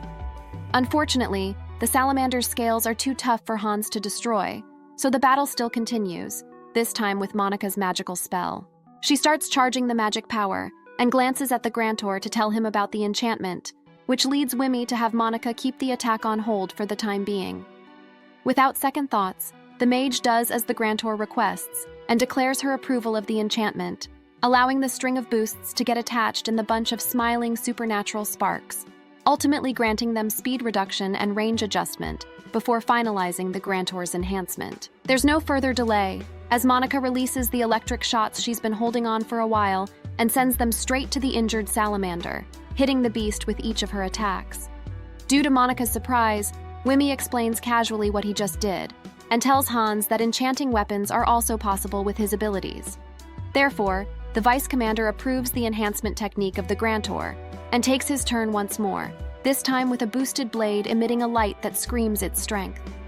Standing before the enormous beast, Hans leaps and slashes the monster using his unique swordsman skill, Najagiri, finally defeating the beast, but also baffling the Vice Commander as he lands from the mid-air movement, unable to say a word. Dumbfounded, Hans stares at his sword, amazed by the otherworldly sharpness, which forces him to realize why Camilla likes Wimmy's enchantment in the first place. However, the danger still lingers as Bettina hurriedly informs them of a sea dragon lurking above and is very close to devouring Monica and Wimmy. The enchanter immediately boosts his strength 3 times and jumps toward the sea creature before Monica can even cast her spell, utilizing the machete's sharpness to bring down the gigantic seafood. Because everyone is impressed, they praise Wimmy for his achievement, only to hear from the humble yet ignorant boy that it's just a small fry for him. Of course, hearing those words will make Hans wonder if the new species of labyrinth water dragon is really a weakling like Wimmy says. Putting that aside, Hans sees an image pendant from the monster's mouth that seems to be from a deceased adventurer, causing him to urge the start of prayer to pay respect to those who pass away. Wimmy, on the other hand, is thinking about how fortunate he is that their group cooperation is going smoothly so far, a thing that he didn't achieve in his days in the dragon's wings. After the silent prayers, the advance team forges ahead with their mission by going through narrow spaces until they finally reach the vast hall, a wide area abundant in nothing but large boulders, with air creatures flying here and there. Just like they predicted, the Great Hall consists of a lake that has a water quality suitable for drinking, so Hans praises Wimmy for finding this place through search, as it'll be valuable for the party. Abel does the same, and commends the Grantor with a job well done, only to receive an overly modest reply from the Grantor, who eventually gets scolded by his stalker of a friend, who advises Wimmy to just take the compliment without engaging in another session of self-deprecation. To defend himself, Wimmy makes it clear that putting himself down is by no means enjoyable. But Marie knows that this guy is thinking that he's abusing her authority while tarnishing the adventuring party just by being at Noct Label. That hits right on the mark, but fortunately, Abel is there to ease Wimmy's worries with a handshake and a single thank you, making Miss Stalker proud as she watches her secret crush making a new male friend. A few minutes after that, the area's safety is confirmed, so the main force reunites with the advance team, allowing Camilla to verify that the place is appropriate to be their water source. So she will, of course, praise the whole squad. With that said, Noct Label designates the place as a relay point and packs their things, as it will also be their base for tonight. Even though it's that time of the day to rest, Wimmy refuses to sleep and decides to analyze the data and records about today's exploration first. There, he reviews the weird slope earlier, along with the Great Hall, which seems to be a wasteland with a ceiling that stretches endlessly. In the end, Wimmy still worries about being submerged in the off chance that a large amount of water floods their night base, so he racks his brain for a potential escape path to prepare for the worst situation, and concludes that he just doesn't have an idea on what to do when that happens. After all of that overthinking and worrying, Wimmy resigns and heads to sleep, especially after remembering that there are no water-related traps that will flood them in the first place. While all are asleep, however, rainfall pours down on the adventurers, including Wimmy, who eventually wakes up only to see the unforeseen predicament, the rain that is getting more intense every second. With all the panicking and yelling, Wimmy laments how unexpected this grave situation is for him. Due to the strong rainfall, Noct Label is in a state of confusion as they desperately think about what in the world is happening that even the cautious Wimmy, who fails to predict and prepare for this kind of situation, is having his composure crushed, as he then learns that this continuous downpour affects their visibility in the worst way possible. On the other hand, the warriors find out that their escape route is unavailable to use thanks to the water flooding their path, pushing them away with its current. They immediately report this to the party leader, who tells them to calm down, and then yells about their grave problem of having no way to escape from this labyrinth floor, whose boss may come at any second and turn the situation from worse to worse. However, that roar is devoid of despair, and Camille urges her subordinates instead to brace themselves and prove their worth, turning the speechless and panicking adventurers into calm and cheerful high-morale warriors. This amazes the dumbfounded Wimmy, and he, along with Marie, joins their crusade against the absurdity of the dungeon, assessing the situation on all sides and looking for anomalies to report to each other. Fortunately, there's no monster sighting so far, but that ends when Bettina senses something on her radar and informs the party about an approaching creature in the North Passage. She also reveals the possibility of it becoming the floor boss, so Camilla gives the rear guards an order to shoot after Wimmy's enchantment, which they unquestionably do, chanting their spells until the grantor grants them enhancements, hardening and vibration allowing the magicians to shoot the unknown creature, whose enormous tentacles appear thanks to the mage's efforts. Unfortunately, that's not enough to bring the monster down, or to at least see its whole figure, so Camilla asks the mages to release a more powerful attack, leading Wimmy to improve the enchantments for each of the rear guards to boost the joint thunderstorm spear. The magicians, the hardened, pointy weapon quickly pierces the notorious tentacles, creating a destructive collision that causes the tentacles to vanish in a split second. It doesn't seem to be the end, however, as Bettina reports to them about the signs of life of not just one, but countless tentacles of the yet-to-be-revealed creature. The counterattack instantly arrives, so the shield squad hurriedly forms a formation and blocks the whips with a reflected barrier enchanted by Wimmy. Thanks to that, the good old Mark is getting fired up, so the offensive operation continues, this time with Marie illuminating the target with a blinding flash, which enables the Noct Label and its leader to witness the monster's true form, an unexpectedly enormous sea creature much larger than anything they have fought so far. In the presence of the labyrinth beast, Noct Label adventurers can only show a wry smile, while Wimmy, on the other hand, tells Camilla his opinions that this adversary, whom he refers to as a sea cow, doesn't resemble the floor masters he has encountered so far, even though it is most likely 98 the floor boss. Camilla devises a plan to make use of fire magic, assuming it'll be effective, so the magicians do as their leader says and cast each of their own scorching flames, ultimately sending it to the gigantic sea cow's way. Hearing the creature's scream lights hope for Noct Label, and Camilla won't let this opportunity go to waste, as she then gives precise commands for each of the squads to go on to a defensive and offensive spree. While the adventurers are gung-ho on obeying those orders, Camilla gives another and tells Wimmy to focus the enchantments on the shield unit. Therefore, Abel and Mark are brimming with vigor to show off what they have with the provisional grantor on their side. From there on, it turns into smooth sailing for the combatants of the Noct Label, who resort to a hit-and-run strategy for the duration of the battle, slowly but surely wearing down the gigantic floormaster. Like watching a chess match, this calculated battle between the adventurers and the sea creature that the latter reigns despite being in the enemy territory is so amazing for Wimmy that he becomes overly impressed at the full potential of the strongest A-ranked party. Suddenly, Camilla calls Wimmy's name, unsheathing her sword before asking the grantor to go all out and put enchantments on her. The smile of the party leader saying, "I'm counting on you," gives confidence to the enchanter, allowing Camilla to declare her approval to Wimmy's buffs while walking toward the adversary. Immediately, the subordinates make way for their leader to approach the floor boss without interruptions. So Wimmy enhances Camilla's physical prowess by granting boosts. It is not just the body, but also the weapon of Noct Label's leader that is enchanted enough for everyone to hurry and fall back, so as not to interfere with their captain. Finally, Camilla arrives at where the monster lies and faces him one-on-one, while Wimmy is watching on the sidelines, prepared to witness the commander's absolute stop. Planning to end the combat with a single strike to prevent the dungeon boss from showing his hidden trump card, Camilla smiles in exhilaration to test the results of all those morning training sessions in real battle at long last. The battle is interrupted by a flashback going back to a few years ago, where we can see Camilla in the courtyard struggling to train and reach greater heights. Unfortunately, her magic mastery and physical skill level are already too high to begin with, and the training eventually comes to the point where Camilla's strength gives up, as she lies her exhausted body on the floor after swinging the heavy weapon 1,022 times. In spite of that great amount, Camilla fills herself with frustration because there's no progress in her physical training anymore, forcing the leader to accept the harsh reality that she should focus on giving orders as the commander instead.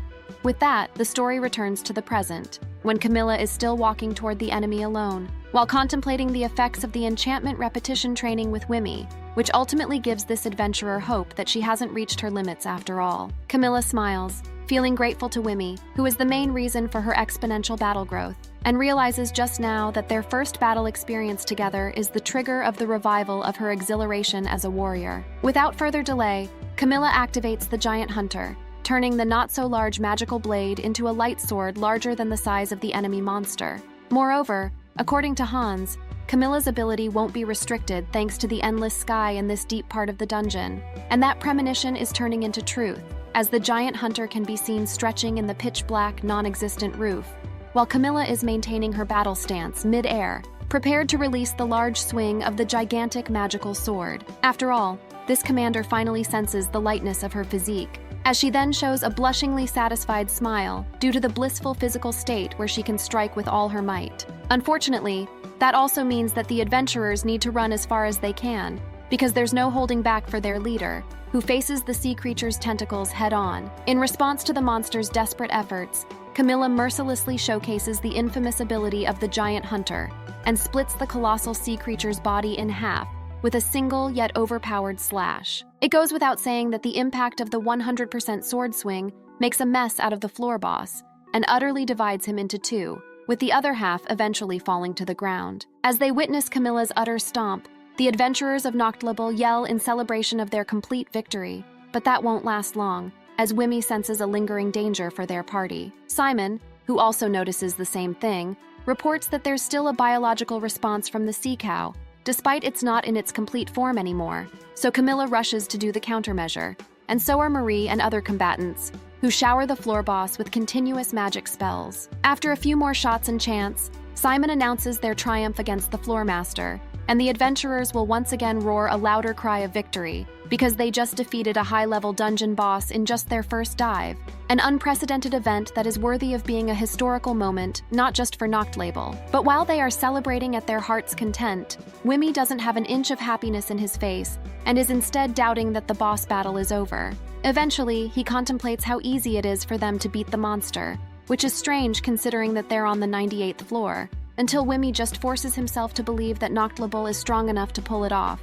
Abel then runs toward the grantor, so Wimmy turns to meet him until he goes out of balance due to the rising water level. Turns out, This small incident leads Wimmy to realize that the rain that is still not disappearing despite the defeat of the floor master is too suspicious. However, Wimmy decides not to jump to baseless conclusions and proceeds to contact Camilla instead, informing her about the current advantage of semi-aquatic monsters in the area due to the rising water level thanks to the rain, which, on the one hand, is decreasing their speed. Therefore, Camilla apologizes for carelessly celebrating in the middle of an underlying risk and is now planning for them to retreat by asking the grantor if he has an escape plan devised. Fortunately, Wimmy has something in mind, so he informs the leader about the difficult, time-consuming, but worthy-to-try method, only to come face-to-face with fear as he realizes that his body is trembling for unknown reasons. The mystery will be revealed quicker than he expects, though, when another creature splashes out of the water and takes them by surprise.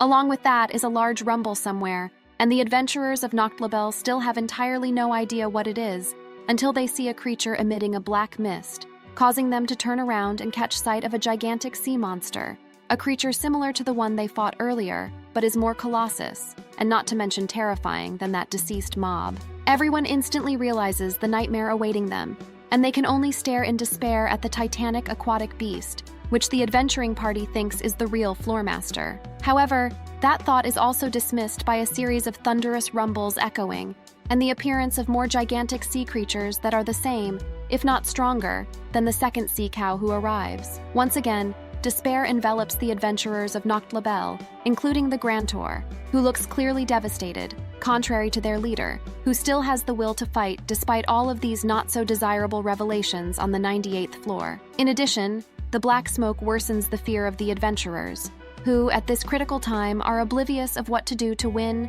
escape, or live in the presence of their fearsome adversaries, who are giving them no chance of winning. That much is evident even for Simon, who assumes that rain is one of their enemy's abilities, as it is making it hard for him to see or hear clearly and accurately analyze the whole area. With their desperate efforts, Noctlabel members discover that there are 2 colossal monsters on each of the east and west sides, while the southern part, on the other hand, has a total of 5 lurking beasts. As he listens to the ongoing reports saying that they're surrounded on all sides, Wimmy's mind is undergoing chaos, the same as their dire situation where almost everyone is panicking. Amidst all of that, Camilla still has her composure as she orders the whole party to gather and form a defensive position, leading Wimmy to regain his calmness, and he hurries to obey the command of his leader. Thankfully, the shield unit makes it in time to surround the whole team and defend them from the incoming attacks of the absurd-level monsters. Still, it doesn't change the fact that they have little to no power to fight back, and the grantor is aware of that because he's just looking down and wondering if they can really push through against the floor boss and its intimidatingly large subordinates. Thus, the guy receives a smack in the back from Mark,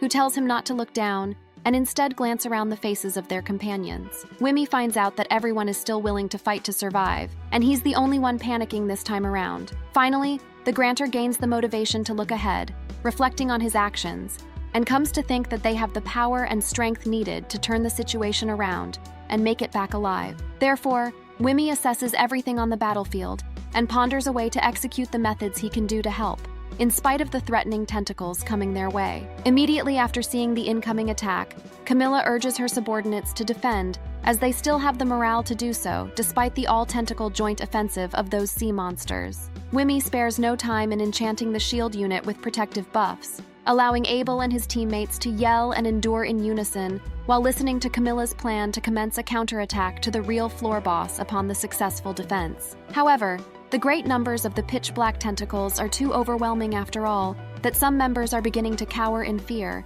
even though they can't do anything now except to listen to the desperate yet mighty roar of their leader, right before those life-ending and countless limbs come raining down on them. Fortunately, the adventurers of the Noctlabel manage to stand their ground against the fierce strikes from the sea creatures. But that doesn't last long because, one by one, the people around Wimmy fail to endure the endless tentacle whips. As the one-sided stomp goes on, the grantor is the only one near his area who continues to handle the excruciating pain until Camilla's voice, encouraging them to put up with the attacks, fortunately, raises Wimmy and everyone's spirit.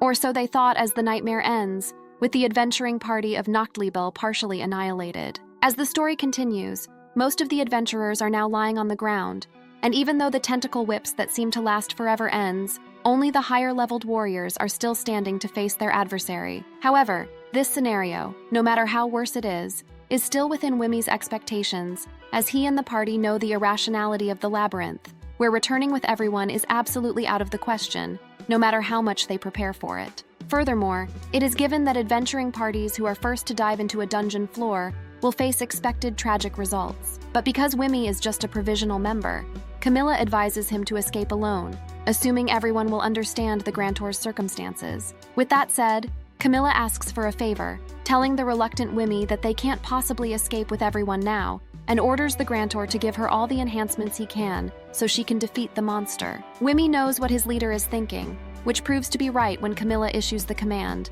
form squads of 3 and disperse when the opportunity comes, while Wimi leads them to the escape route when he finds some leeway on his hands.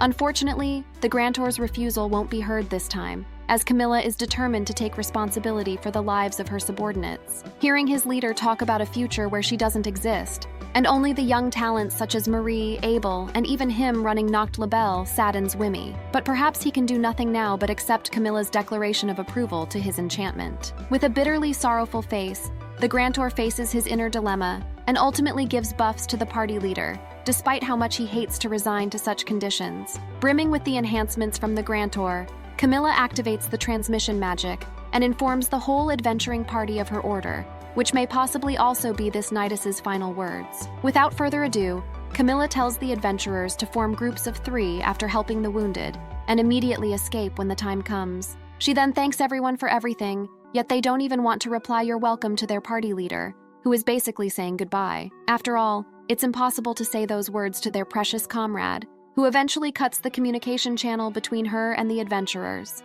After a long, deep breath, Camilla feels a strange load off her shoulders, followed by the bravery to face the gigantic floor boss, no matter how hopeless their grave situation currently is. Therefore, she introduces herself to the monster like a noble knight, acknowledging him as the floor master, and, with all due respect, swears to bring him down. The aquatic beast seems to understand the leader's hostility, and rains the tentacles, allowing Camilla to leap above to execute her own attack, slashing through the hindrances to make her way toward the baffled sea beast and charging the power of the giant hunter. In a matter of seconds, the magic sword enlarges and changes its shape to something else before cutting down the next batch of the notorious anime tentacles coming from the floor master, who doesn't seem to faze, albeit facing the powerful adventurer. Camilla complains about the continuous attacks she receives, but this too is something not rare in anime and manga battles, as she, in fact, finishes the shape-shifting of Giant Hunter that ultimately becomes a Reaper Scythe. With this weapon, the Nidus slices the large tentacle in half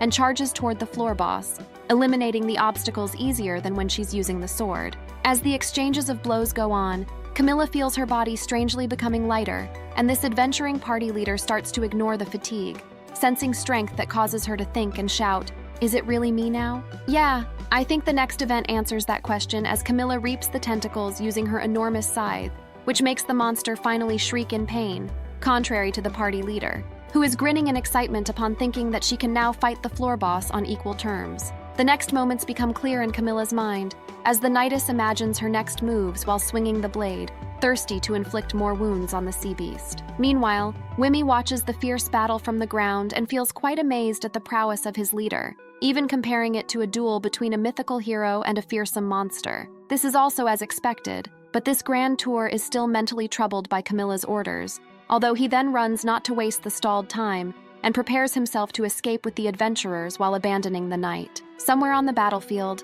Marie is healing Mark's wounds when Wimi eventually arrives at her location, where he then finds out that almost everyone there is safe from the monster's attack. Marie informs him that Hans is also fine, but that doesn't seem to be the case at the reconnaissance team too, which leads the sage to urge Wimi to leave with her. With a sorrowful yes, the grand tour follows Marie, but he stops his feet after walking just a few steps, unable to go on any further. Question marks appear on Marie's head as she wonders why her friend and stalking target suddenly halts. Unfortunately, Eshan has no notorious spying tool to know what is inside Wimi's mind, so she's not aware that the grand tour is once again being hunted by the words and insults of his former leader from the dragon's wings, Kronos, telling him he's useless. The sensation he feels when hearing those from the narcissistic typical snob is the same as what Wimi is feeling right now. Worried, Marie repeatedly calls the Grand Tour's name, but the boy is too preoccupied thinking about his interactions with Camilla that he can't shake these thoughts. making it more difficult for Wimmy to move on with their leader's orders. Eventually, more memories pop into the Grand Tour's head, yet there's no time for shipping jokes from the writer as Wimmy's dilemma is more important to focus on. Our boy forces himself to concentrate and continue the retreat mission, but even moving his feet seems to be a difficult task for this Grand Tour. In the middle of his mental hardships, it is Miss Stalker who wakes him up with a shoulder grab and a "look at me dumb," ultimately describing what his face looks like right now. Frozen in place, Wimmy smirks in fear, which according to Marie is the same expression he has when being humiliated by the quote-unquote trash, which obviously refers to Kronos. Is there anyone else besides him? Enraged, Marie tells Wimmy not to run away and think things through instead, confusing the Grand Tour as to what on earth this stalker is stalking about. Although it turns out that S-chan is the one who has a point right now, as she confirms that Wimmy is doubting. In fact, the melancholic Grand Tour can't say a word upon hearing that harsh reality. But while they're exchanging words, it is the blows and slashes that are being traded on the battlefield where Camilla is revealed to possess the absolute upper hand as she continues decreasing the monster's body parts. Therefore, the adventurers of Nacht Label regain their morale, hoping they can reign victorious in this fight for survival with the help of their leader. To answer those cries of hope, Camilla slices the tentacles using the magical Reaper, slashing and maneuvering midair until she notices that the sea creature's attack finally stops. The party leader sees this as a perfect opportunity to stop defending and strike back, turning Giant Hunter into a sword once more, and a much larger and obviously more powerful one at that. With everything she has, Camilla swings the gigantic blade at the Floormaster, activating the human hunt skill at the aquatic beast, ultimately delivering the final blow and stealing the victory. Or so you and they thought until a speech bubble appeared on the boss's head, saying good while dodging the life-ending slash from Camilla. It is not just the leader of Nacht Label who feels shocked, although she's the most and one can't deny that, but also her subordinates who gasp in fear while watching Camilla receive a direct hit from the Floormaster's large tentacles. The figure of the party leader getting struck away can be seen by all the adventurers, including Wimmy and Marie, of course, where the former immediately activates an enchantment on himself and rushes toward Camilla, who is close to falling on the floor. He instantly signals Abel to help them, which he understands, allowing Wimmy to focus on saving their party leader from the dangerous fall. As soon as he catches her, the Grand Tour hurriedly checks if Camilla is conscious, but behind them are the tentacles of the Floormaster that follow the knight to ensure she meets the underworld. Fortunately, Abel makes it in time and shields the two from the threat using the reflecting barrier, assuring the Grand Tour to let him handle the defense. Camilla then wakes up after coughing due to the severe damage in her body, which is revealed to be broken bones and organs, but thankfully she's still conscious after all of that, and even has the strength to ask who is left in the dungeon floor. Thus, Wimmy informs her that they failed to escape, but given that no one has actually perished, the Grand Tour urges the leader to retreat with everyone together. Camilla doesn't want to, however, and advises him to leave her instead. She then gets up despite the severe injuries, and reassures the enchanter that she can at least act as a meat barrier for them. It goes without saying that Wimmy disagrees with that proposal, and the adventurers of Nacht Label aren't giving up in the first place. So Camilla maintains her fighting will and declares her approval to be bestowed by enchantments. There's no time to hesitate for Wimmy, but he's already aware of it, as well as the undeniable fact that sacrificing others won't surely cut it. Besides, it is these people who accepted him, even though it's not uncommon that this Grand Tour doesn't fit in a good adventuring party. He deepens his thoughts and shows a glare unbefitting his usual wimpy demeanor, thinking about how not normal he is based on the standard norms, which actually makes Wimmy someone deserving to be banished. Okay, I know you disagree, but it is all for the Grand Tour to conclude that everyone in Fullbrown City, including Nacht Label, must be protected.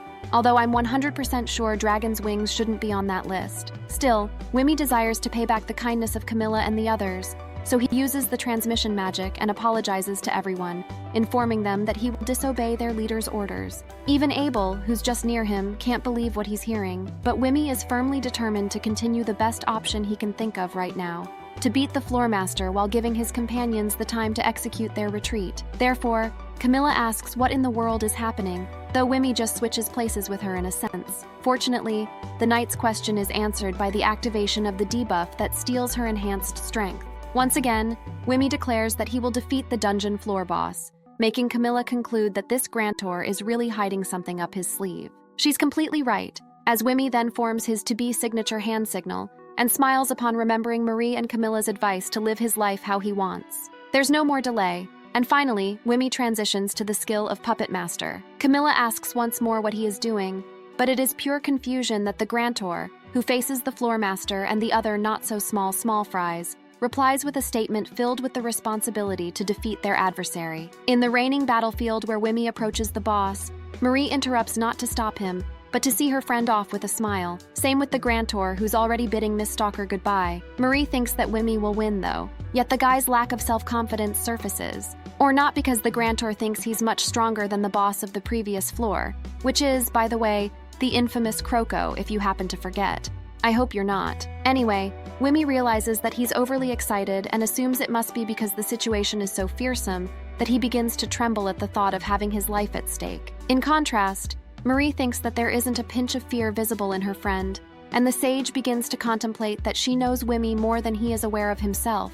Even so, Miss Stalker believes that the day will come when the situation reverses, and the things she's unaware of will be answered by none other than Wimmy. One of those plethoras of questions, however, is regarding why the Grantor is still laughing amidst their situation, along with the rain dance that should be from a different pocket. And Monsters Anime is the regeneration of the water-type Floor Master's tentacles that renders Camilla's efforts to cut them down all useless. Full potion? Okay, they don't exist in this manga. Still, it looks like not just the viewers, but also the adventurers of Noctli Bell don't appreciate the joke, as well as the current state of things where the water level has risen considerably. Wimmy is walking down that very path, aware that he needs to resolve their problem quickly, or it will be more difficult for them as time passes. Finally, he reaches the Floor Master, who strangely didn't attack him on his way, even though it can surely bypass the plot hole. Well, thanks to that, Wimmy closes their distance safely as he clenches his fist, raring to try his best and defeat the dungeon boss. Before that, the Grantor explains his ability as an enchanter, revealing that he can reinforce different parts of the human body, which is a great shocker actually. Yeah, as if. However, the real deal comes next, as it turns out that physically enhancing the bones and muscles of someone is just the easiest and the first level of the process. Meanwhile, at levels 4, 5 is the more complex yet powerful heart strengthening that is revealed to be an invisible realm, performed by only a few sorcerers. What goes even further than that, however, is the absurdly high difficulty of enhancing the brain, a forbidden technique that has an unknown number of levels. Oh, and also it seems like we won't have your most awaited battle soon, at least for a few minutes, as we will embark on a short flashback first. Wimmy is in his room studying brain strengthening only to get stuck after learning that there's a scarcity of descriptions about the said technique and no success recorded among all 3 attempts based on history. However, this Grantor knows that the enormous leap of combat ability it can provide is bound with a tremendous degree of danger, not to mention that it's basically impossible to strengthen another's brain,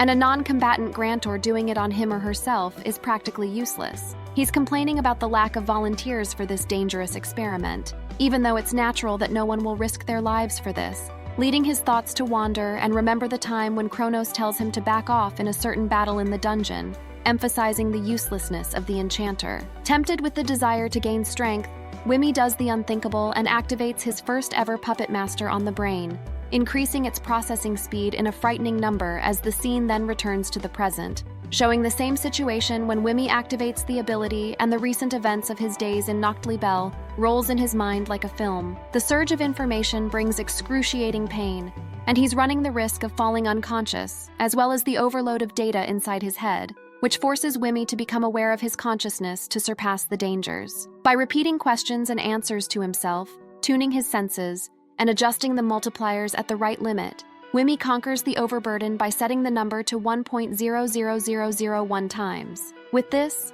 the Grantor will suffer brain damage in the worst-case scenario. Yet it is more than enough to make the mind acceleration that is supposed to be impossible feasible. For the second time this day, the Floor Master flinches in fear, this time after seeing the Puppet Master who runs toward him with a creepy demonic laugh, gripping the machete firmly to bring down the notorious tentacles of the Floor Master that come raining down on him for how many times today. Unfortunately, the lower-level aquatic monsters also join the fray. And I don't know about you, but I think one of them is smirking at our protagonist. No, don't think about her that way. That beast won't turn into an aquatic Nekomimi anytime soon. Putting those impure wishes aside, the attacks of the Floor Master quickly approach, but all Wimmy can think of is the question as to whether he has already perished. After all, the landscape feels somehow slow for this enchanted Grantor, who easily evades the tentacles as if they are nothing, casually entering the field of range of the sea creature. He catches sight of those threats shifting their direction as if following him, so Wimmy dodges the series of thrusts and makes them footholds for further evasions. The action just won't take a rest, as the puppet master then sprints using the large tentacle, all eyes wide open, while making his way at the floor boss, who showers him with life-ending blows. Immediately, Wimmy jumps to prevent them from hitting him, and instead forces the monster to self-inflict damage on his body. Of course, seeing this out-of-the-world duel bewilders the adventurers of Noct Label, as they simply watch the unprecedented movements of their provisional member, which is much more surprising than the one they saw in Camilla's fight. Eventually, Wimmy lands on a tentacle that looks more like a branch of the divine tree somewhere, and it seems like he's getting tired of mostly evading as the Grantor then strengthens his speed by 20 times. All of a sudden, his view of the surroundings turns dizzyingly weird, but that is purely because Wimmy accelerates his mind and body in an absurd amount of multipliers that are not humane, no matter how you look at it. However, thanks to that, Wimmy's speed increases, allowing him to see the optical method and understand the perfect timing of each and every maneuver. Thinking that he's still weak compared to others, Wimmy bets on the 1 in 100,000th chance not to achieve success,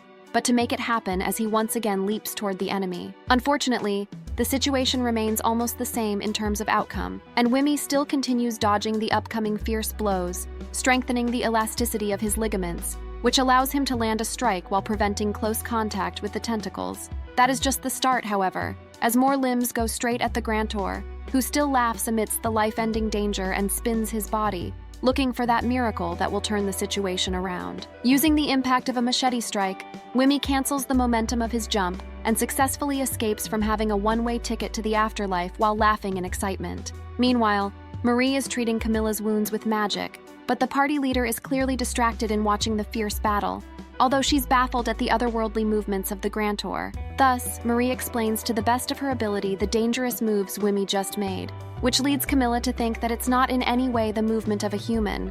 On the other hand, witnessing the battle of her friend and, yes, stalking target, Marie yells the words, "Live as you want," toward the grinning Wimmy. It is unclear if the Grantor hears the motivational quote from the young sage, but it is evident that he's getting exhilarated after seeing an example of one out of many miracles. Despite that, Wimmy knows that this is far from enough and he might get obliterated, ultimately receiving a merciless punishment even with just one mistake. Strange enough, the puppet master still has his creepy yet hair-raising smile, confident that he is superior when it comes to speed. To his surprise, however, the floor master creates a magic circle, and without even chanting, it lets out a magical spell, a wave that is too quick for the Grantor to survive. However, the smiling puppet master is already aware of that, and he moves his feet to avoid the attack, which leads the monster to slice its own tentacles instead. Wimmy has evaded the magic spell, but he thinks that what the sea creature did is too strange. Yet there's no time for him to think about that right now, as the floor master releases more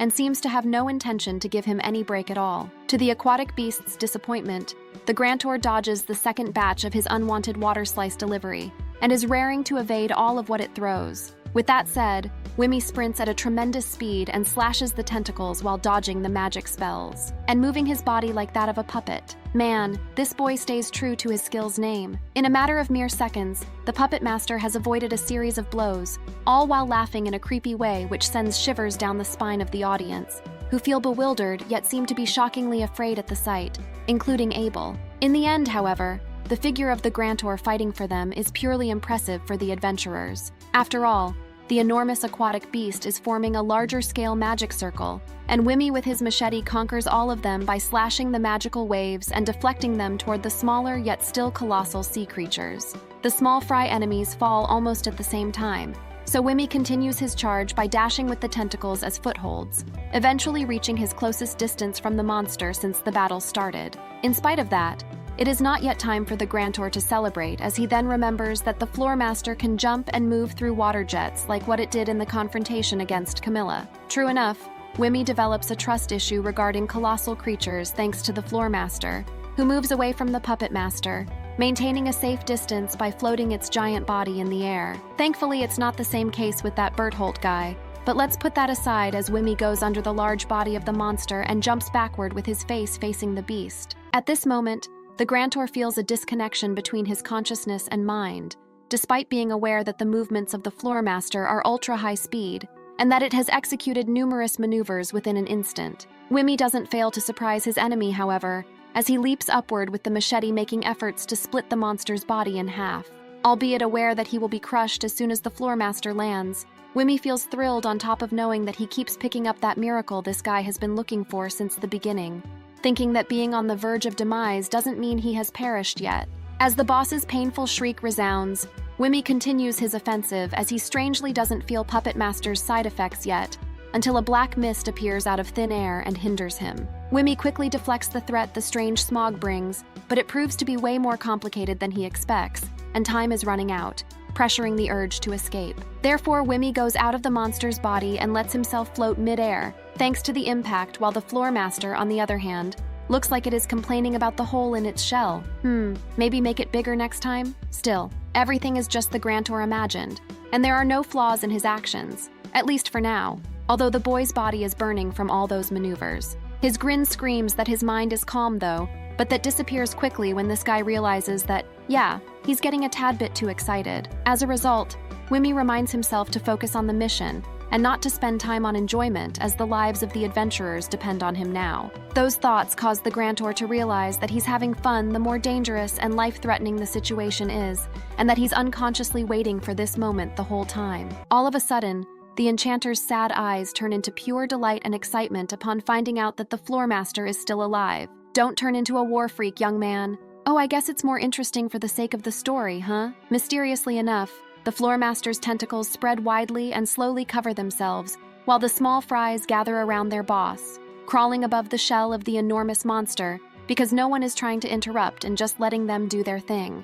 Anime logic? The adventurers of Noct Level are dumbfounded at what in the world the master is doing until Hans realizes that it could be in the middle of a transformation. Stop them before they finish, man! As a result, the shape and form of the dungeon floor boss and its underlings turn magically weird. Yet it's not the end of the breathtaking spectacle, as a circle made from the small fries floats above the larva-like state of the beast. The principle behind this? Even Wimmy isn't even sure if it's magic. One thing's for sure, however, this is the ace up the aquatic beast's sleeve. Something that every floor master, even the previous crocodile, shows when they are backed into the corner.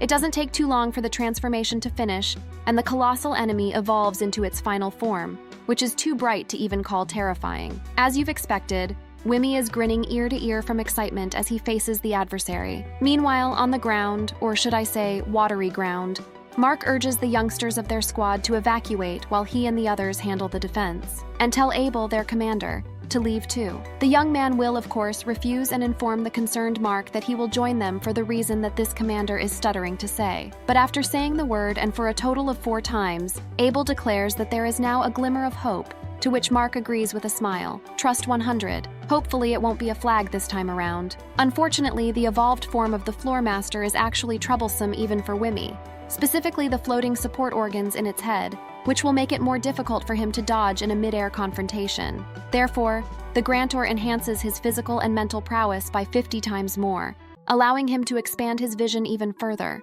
As he stores the information in his memory, however, Wimmy senses an intense sensation that is making him close to fainting, as long as he successfully processes all the data coming into his head. On top of that, the floor master gains a batch of new abilities thanks to its transformation, as it then creates countless magic circles with arrows materializing in each of them. This time, the tentacles aren't alone in their attempt to destroy Wimmy, but the puppet master is prepared to face their absurd cheat-like abilities, and, as usual, dodges all of them while spinning his body like some kind of a superhuman. No, I won't give an example. More importantly, Wimmy manages to avoid the attacks without having himself get scratched so far, exciting this guy even more as he then smiles from the exhilaration of the battle. And you still think he's wimpy? Nah, I'm sure you don't. The arrows, blades, lances, and tentacles come raining down on Wimmy at a tremendous speed, but the enhanced Grantor can see and even count all of them, including what's outside his field of vision.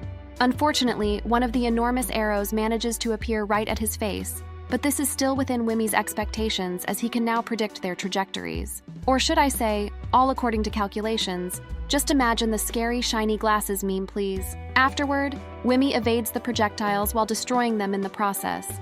laughing as he enjoys their exchange because this grantor feels omnipotent and satisfied that everything is working in his favor.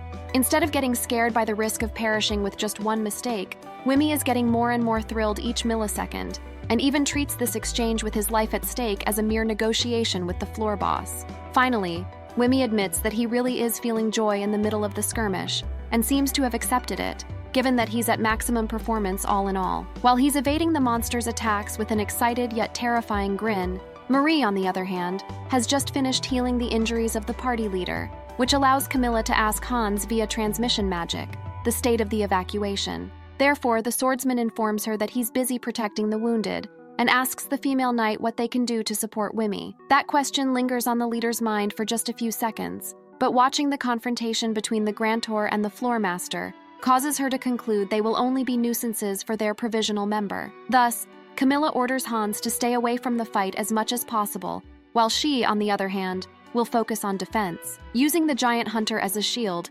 Camilla protects herself from the bullet that suddenly goes her way, all while contemplating Wimmy's declaration that he will bring down the floor master, which for Camilla sounds like an arrogant boast at first. Of course, this female knight thinks about it differently now, mainly because the grantor has cornered the enemy to this extent, and all she can do now is put her trust in the boy. Thus, we are brought back to the battle where Wimmy just can't stop smiling in extreme delight while deflecting the water blades and smiling at the sea creature as if mocking it. But summarizing all the events so far, Wimmy isn't able to strike even once the true body of the floor master, and not the tentacles that keep regenerating. At this rate, the duel will turn into a battle of attrition, and winning will be a far-off dream in that case. So Wimmy desperately thinks of a solution until the black mist suddenly surfaces in his mind. The grantor remembers a shell-like object inside it, instantly assuming it's the monster's weak points, and breaking it will lead to victory. In the middle of his maneuver, Wimmy then sees the direction toward his desire for destruction, and despite being confused as to how he came up with this,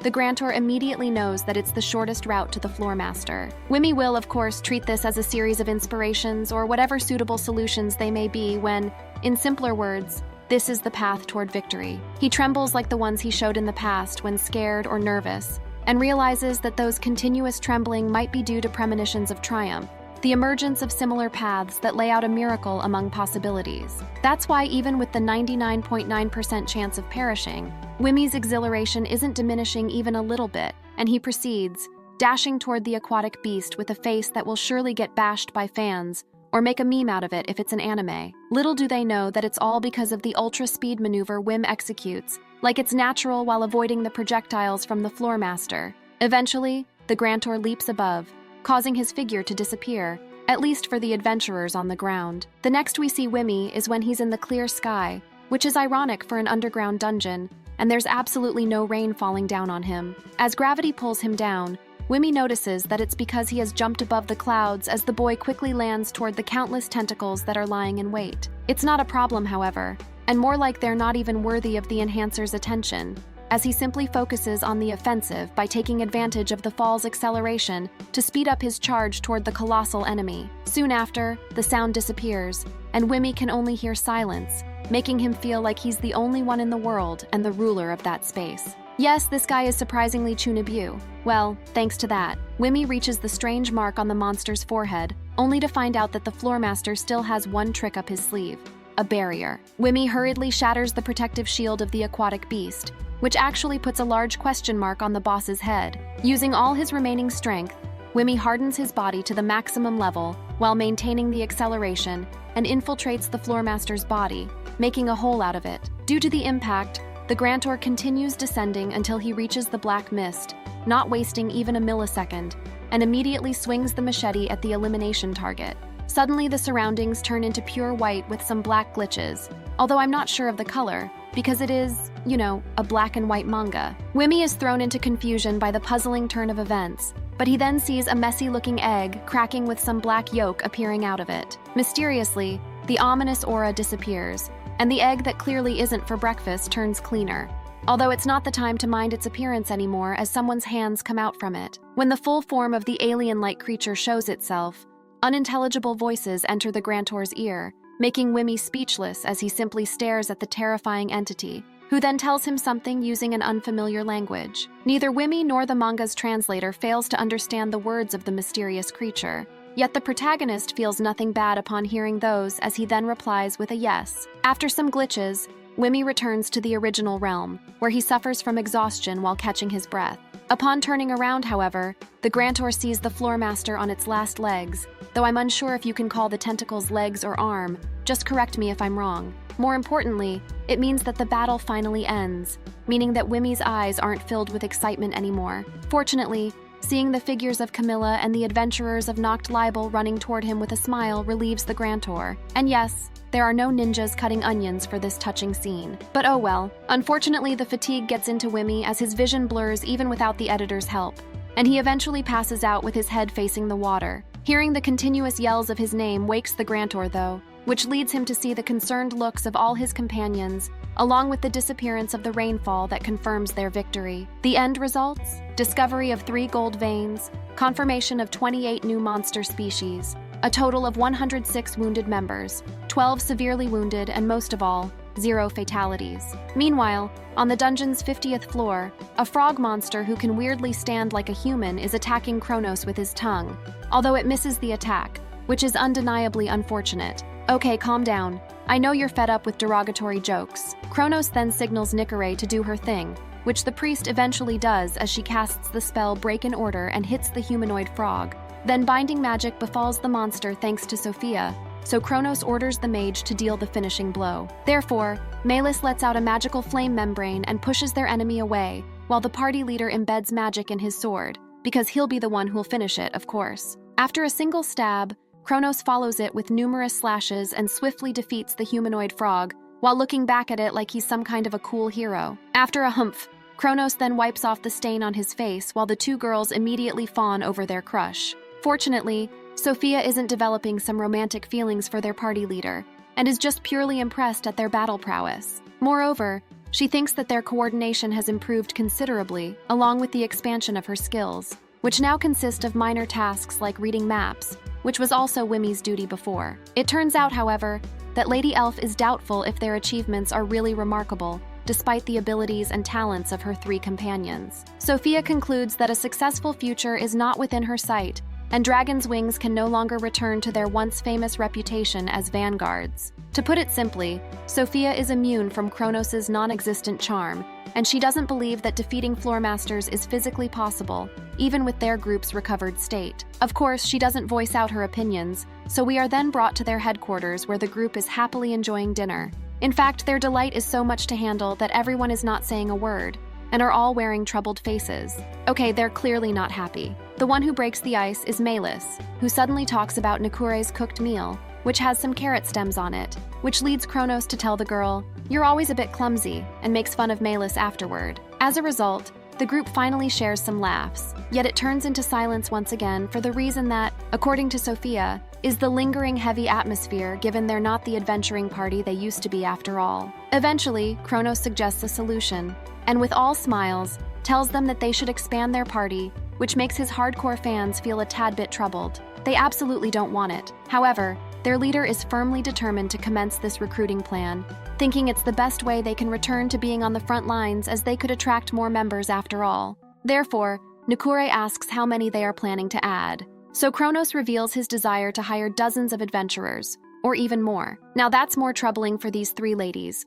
who are all speechless, harboring each of their own reasons. As for the selection, Kronos indirectly says he wants to increase the members of his harem. The exact words are different, of course, but you know the meaning. He then asks Melis's opinion, but seeing the mage averting eye contact forces the manipulative smile of the Dragon's Wings leader to show. This is no longer new for Sophia, as well as the response of Melis, who ultimately agrees that recruiting girls rather than men is the absolute way to go, which for the elf is one of the problems of their group. After all, Nikure and Melis undeniably have feelings for Kronos, which the latter also reciprocates, meaning he'll do the same if not focus more on the new women joining Dragon's Wings. This is already stressful enough for the sighing Sophia, so she musters the courage to advise Kronos to be more cautious in expanding their party, as they don't have the money and experience in that field in the first place. After a minute of silence, Kronos replies with a disagreement because he wants to bet on their current strength and abilities. So Sophia yells her complaints only to be stopped by the enraged glare of the Dragon's Wings leader.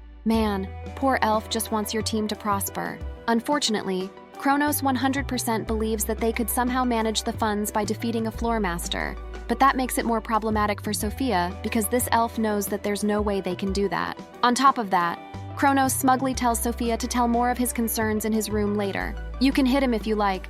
Miss Elf must be protected from this guy. In response, Sophia informs the whole party that they haven't obtained the authorization for a floor master hunt based on the records from none other than Wimmy. Oops, it might be too late when Sophia realizes that saying the name is taboo, as Kronos is already enraged while reminding her not to say that Grantor's name. Well, understood, I guess? Nah, Wimmy. Unfortunately, the elf is so frightened that she apologizes and refers to the guy as predecessor. Instead, while revealing that based on Wimmy's records, all the necessary items are present for the authorization. That's why it's strange that it hasn't been granted yet, as there are no visible mistakes from Wimmy's side, and it should be okay now under normal circumstances. However, learning that their funds need to wait longer angers Kronos as he smashes the bottle on the table and lashes out while complaining as to why Wimmy hinders them even now. Watching the scene, Sophia comes to think that their meetings lately are all to put the blame on the Grantor and make him a villain. Meanwhile, Wimmy wakes up only to see an unfamiliar ceiling with a chandelier,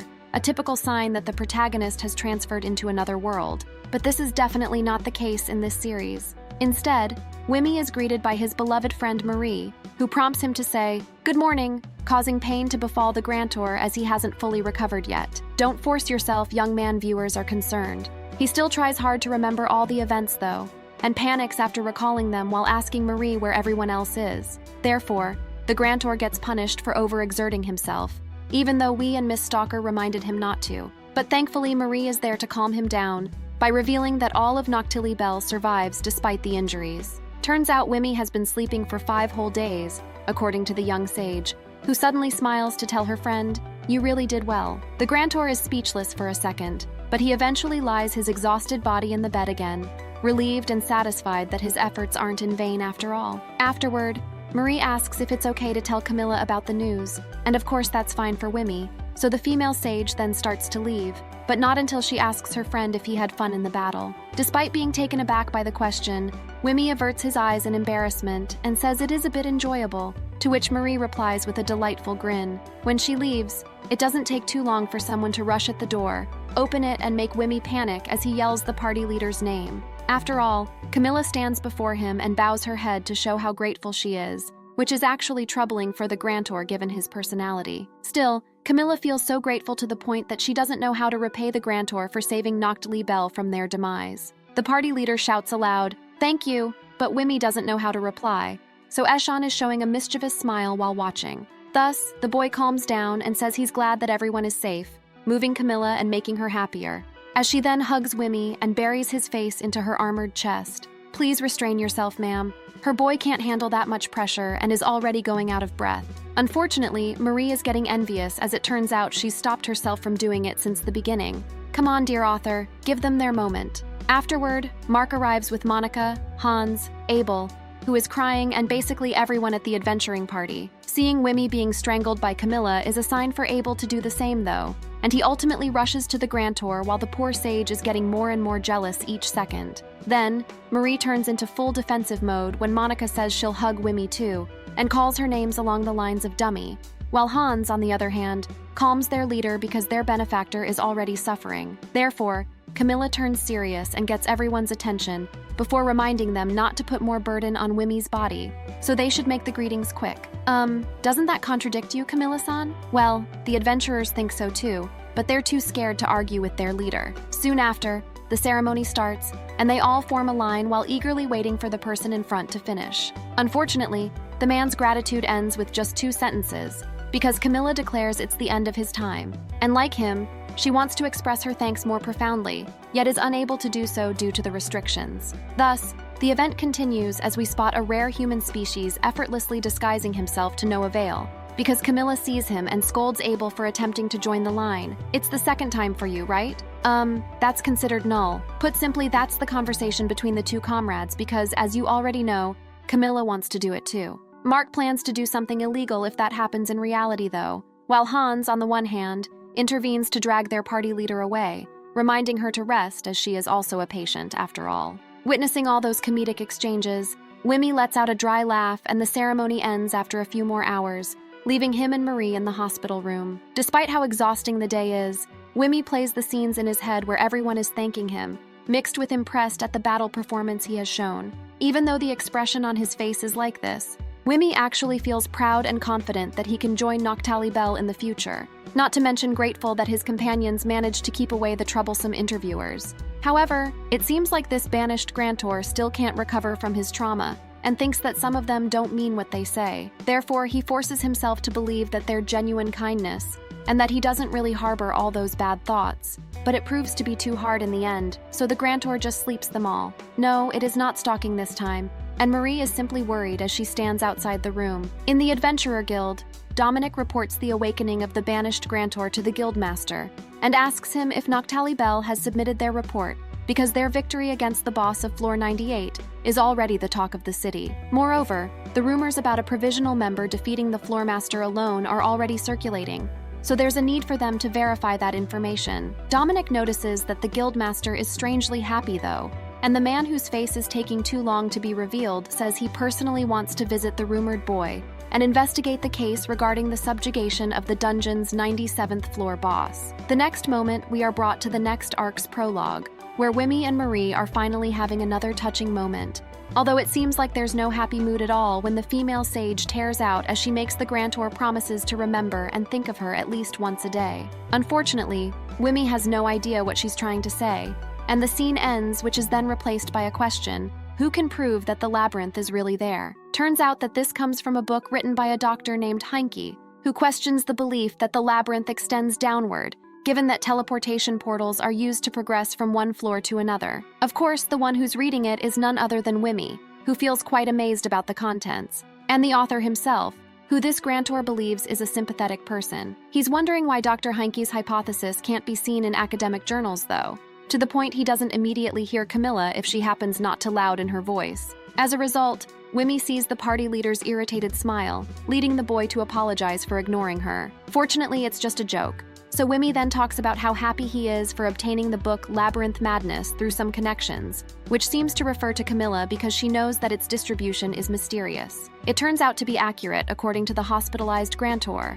who prattles about how true it is with a very long dialogue, basically saying that the books are mainly put in unofficial places. Thus, Wimmy feels happy that the members of Noct Libel might have the same interest as him regarding scientific journals. After that, Camilla informs the grantor about a certain visitor who will meet them in the living room, so Wimmy gets up with the help of a walking aid. And of course, Camilla, although he's close to crashing without her. According to a doctor, Wimmy has pushed the limits of his body in the previous battle, so he needs to rest, which makes it weird why the visitor can't come into the hospital room instead. Yep, it's really strange. Therefore, Wimmy asks Camilla what she means by the word visitor, causing the party leader to reveal that it is the guildmaster. In a fountain on the way to the hospital, a large, terrifying-looking man approaches a father and son tandem along with a puppy who barks at the stranger. Turns out Dominic is also there to remind his superior not to intimidate others, because the said stranger is none other than the guildmaster/priest, Gothelfa No Tower Wait. Too long, let's call him Got. The man up is trembling in fear,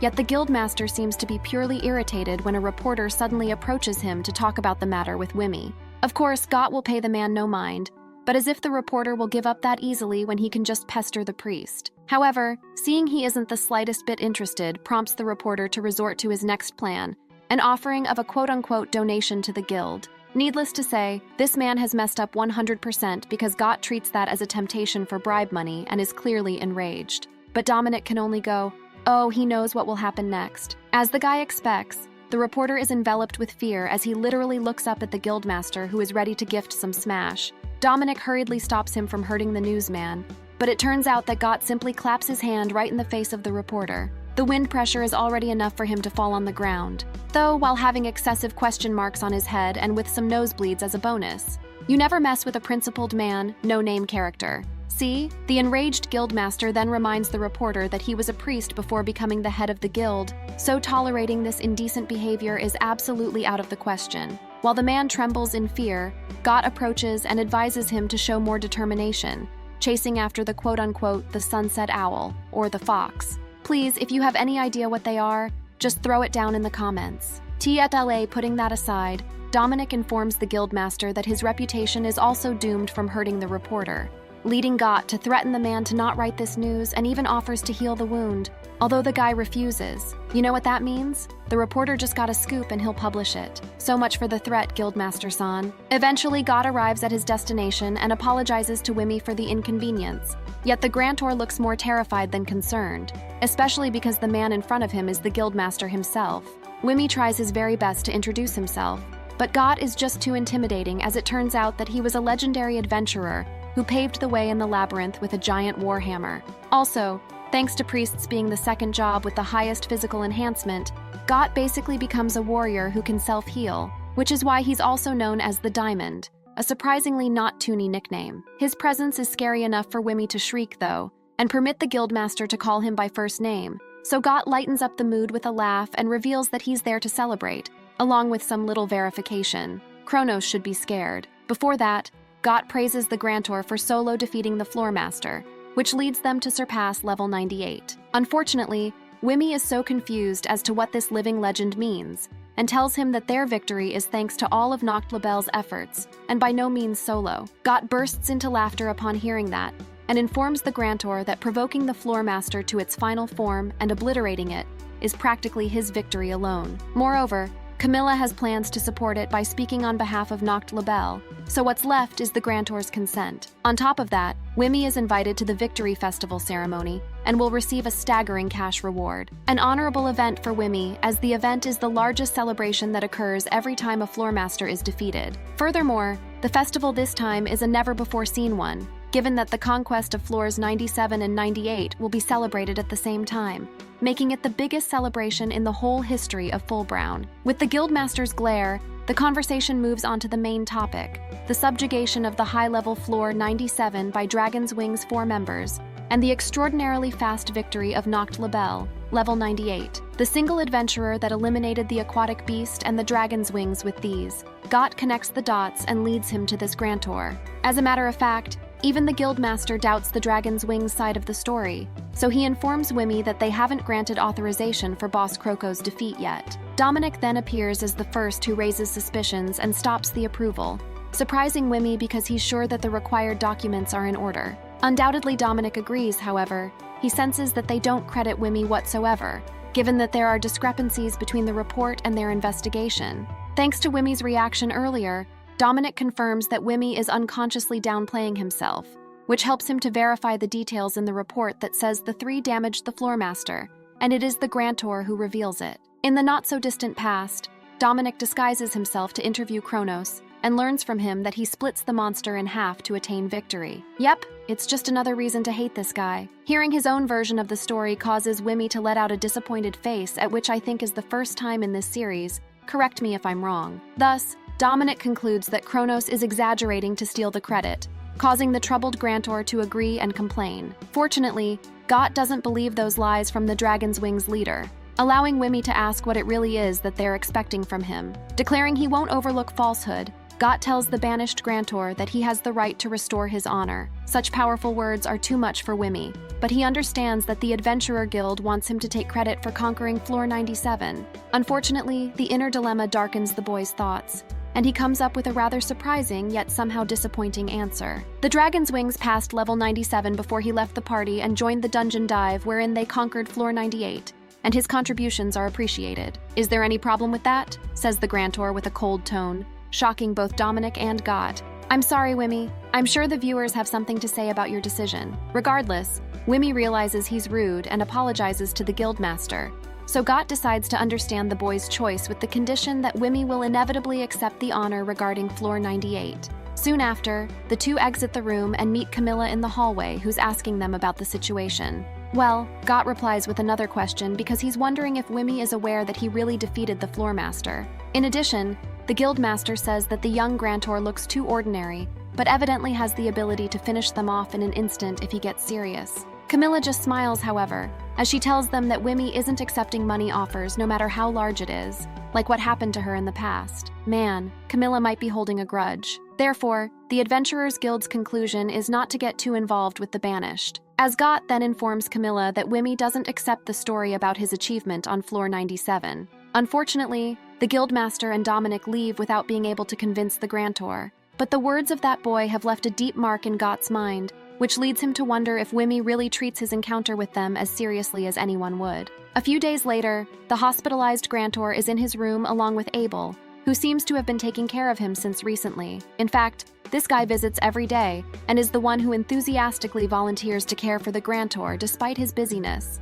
Why isn't it Marie, you wonder? Well, that's asking for too much, shippers. Also, Abel feels very grateful to Wimmy to the point that he's called him handsome so many times, which is a bit embarrassing for the Grantor. Take the compliment. Since the hospitalization, Wimmy has received many visits, not just from Simon, but everyone in the Knockley Bell too, including the one who gossips about Wimmy being creepy. Character development, huh? There are also cases in which families come over to say thanks, like this woman, who I assume is Mark's wife, along with the veteran adventurer's son. Remember the scene showing Mark's nightlife? Yeah, it's better not to think about it. Thanks to numerous visits, Wimmy reaches the point where he can't remember from whom exactly the gift he receives, especially because Knockley Bell has 122 members, not to mention their loved ones. After a short while, another one arrives and introduces himself as Gregor, the leader of Knockley Bell's society branch, to Sumabachu. With the existence of such branches, the adventuring party has a staggering 1,000, or maybe even putting that aside. Gregor pays his respects to the somewhat hero of Knockley Bell as the representative of their organization,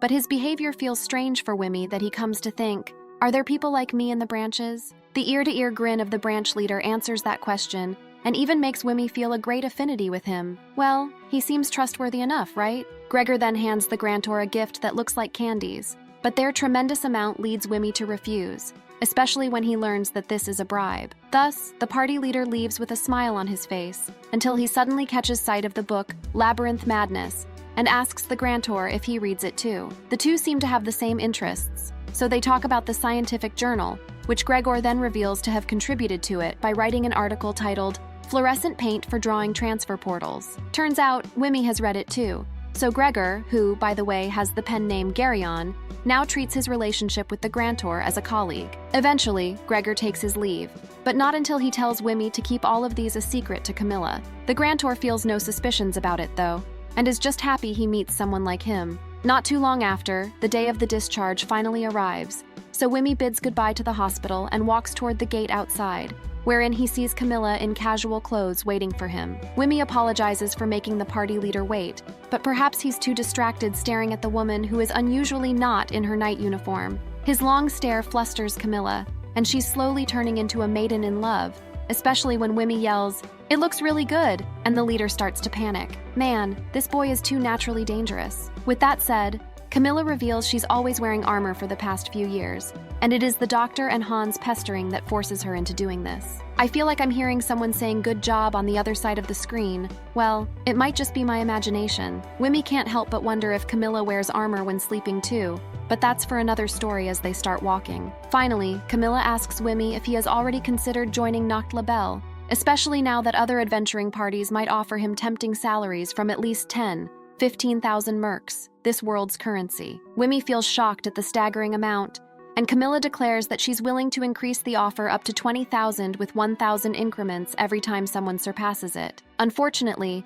the Grantor thinks he doesn't deserve such a high amount every month because for him, defeating the floor master is just a stroke of luck. And although he'll receive the subjugation reward, the salary seems to be a bit too much. Seeing Camilla's unwavering decision makes Wimmy suspect, though. But it is himself he's having doubts because this guy is still in the middle of character development. Wimmy thinks he's not deserving.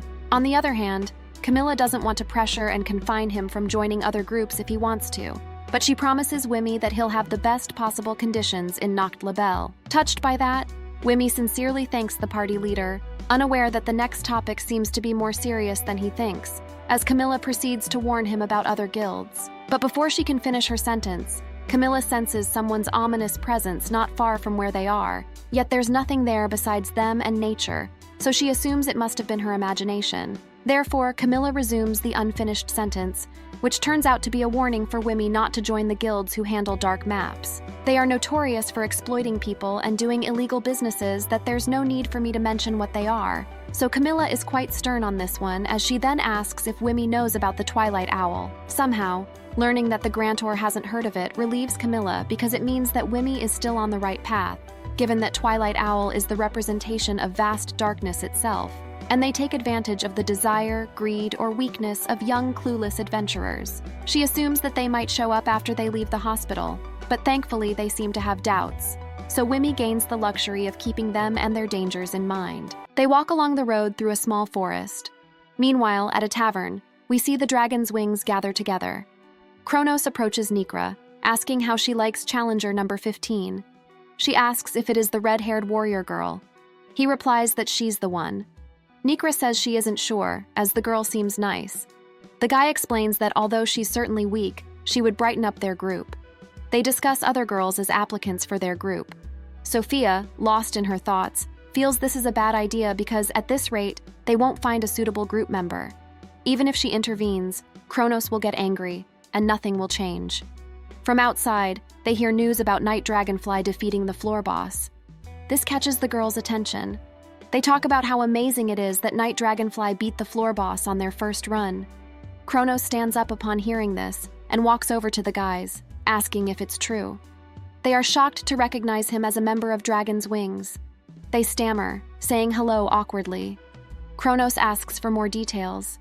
They explain that there is no official announcement from the guild. It's just a rumor. However, everyone knows that Night Dragonfly has descended to the new floor. They think the story sounds implausible. Kronos points out that it has been 3 years since the 97th floor of the labyrinth was cleared. Sophia knows Wimmy has joined Night Dragonfly, and Kronos is furious about this, having heard rumors about it. He considers it a betrayal. Kronos asks about their leader, Camilla, defeating the boss. It's expected of her, but the guys mention a strange rumor. The boss wasn't even defeated by a member of Night Dragonfly. An adventurer who didn't join them supposedly did it. Kronos interrupts, questioning whether this outsider was part of another group. The man clarifies that the individual wasn't from another group. Rumor has it that the boss was defeated by a temporary member of Night Dragonfly, who did it alone. Kronos angrily dismisses this as nonsense, insisting that it's impossible. The man insists he's just relaying the rumor. Kronos wonders what kind of person could defeat the floor boss single-handedly, and for a moment, Wimmy's silhouette flashes in his mind.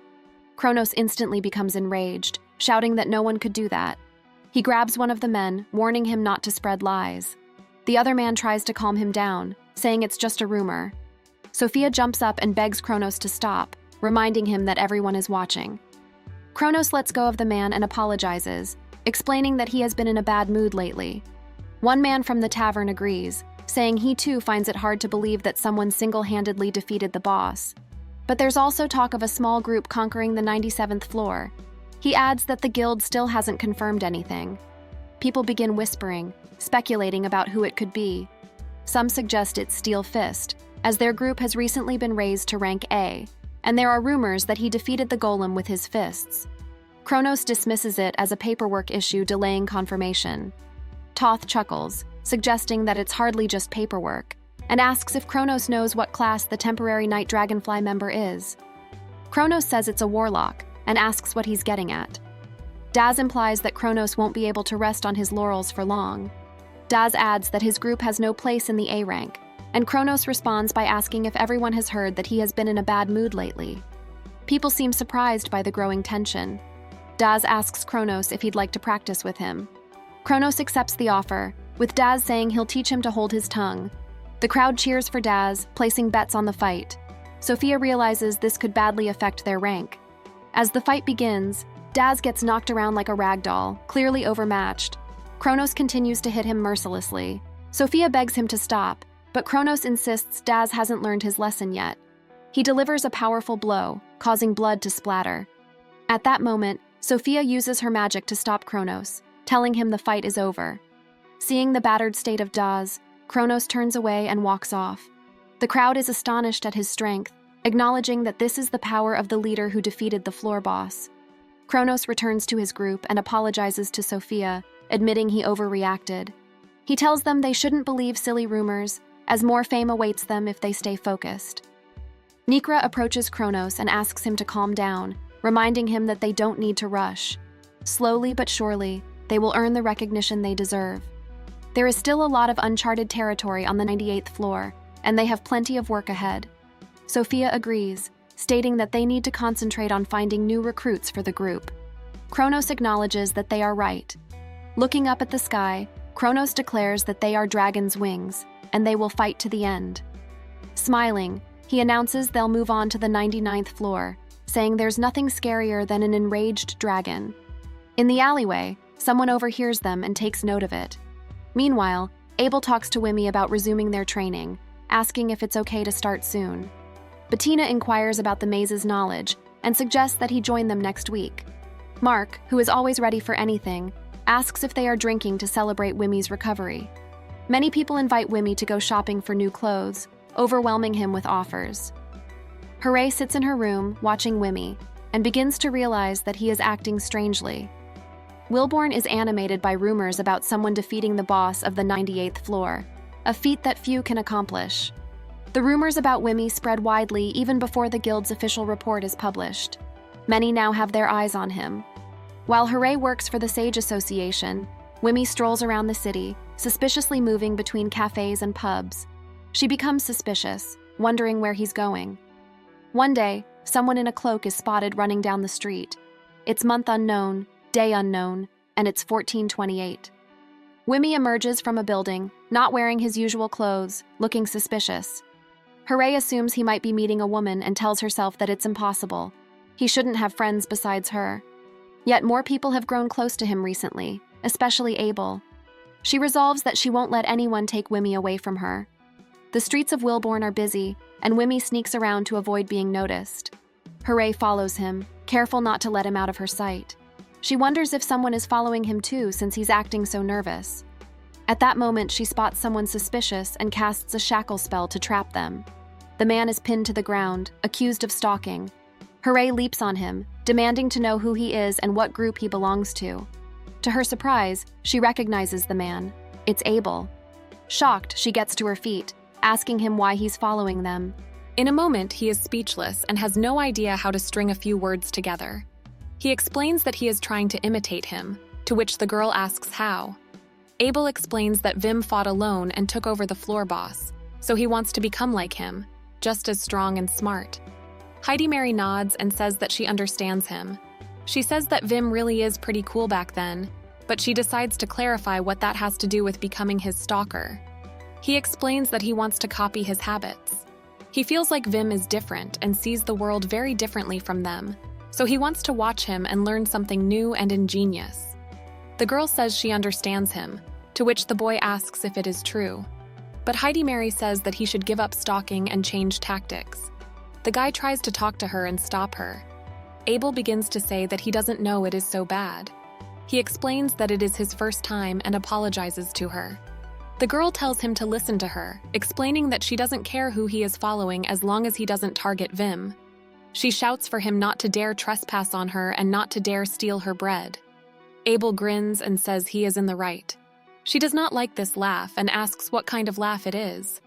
Hidur says that he has never done such a thing, to which he replies that at this point it is deliberate because he is imitating Vim.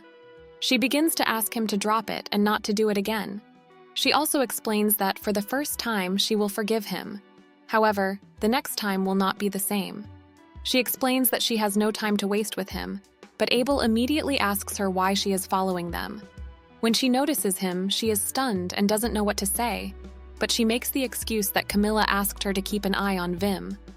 Eel looks at her with incomprehension. She asks why he is staring at her like that, but immediately she starts looking around and talking about how she missed out on Vim because of him. Vim goes into a certain establishment and is waiting for someone. Then a man comes in and asks how long he has been waiting, to which he explains that he recently came in and ordered them a drink. Outside the window, Abel and Heidi Mary are already sitting in the flower bed. The girl is shocked by what she sees. Abel says that the girl is also beautiful, but she denies it because it is impossible.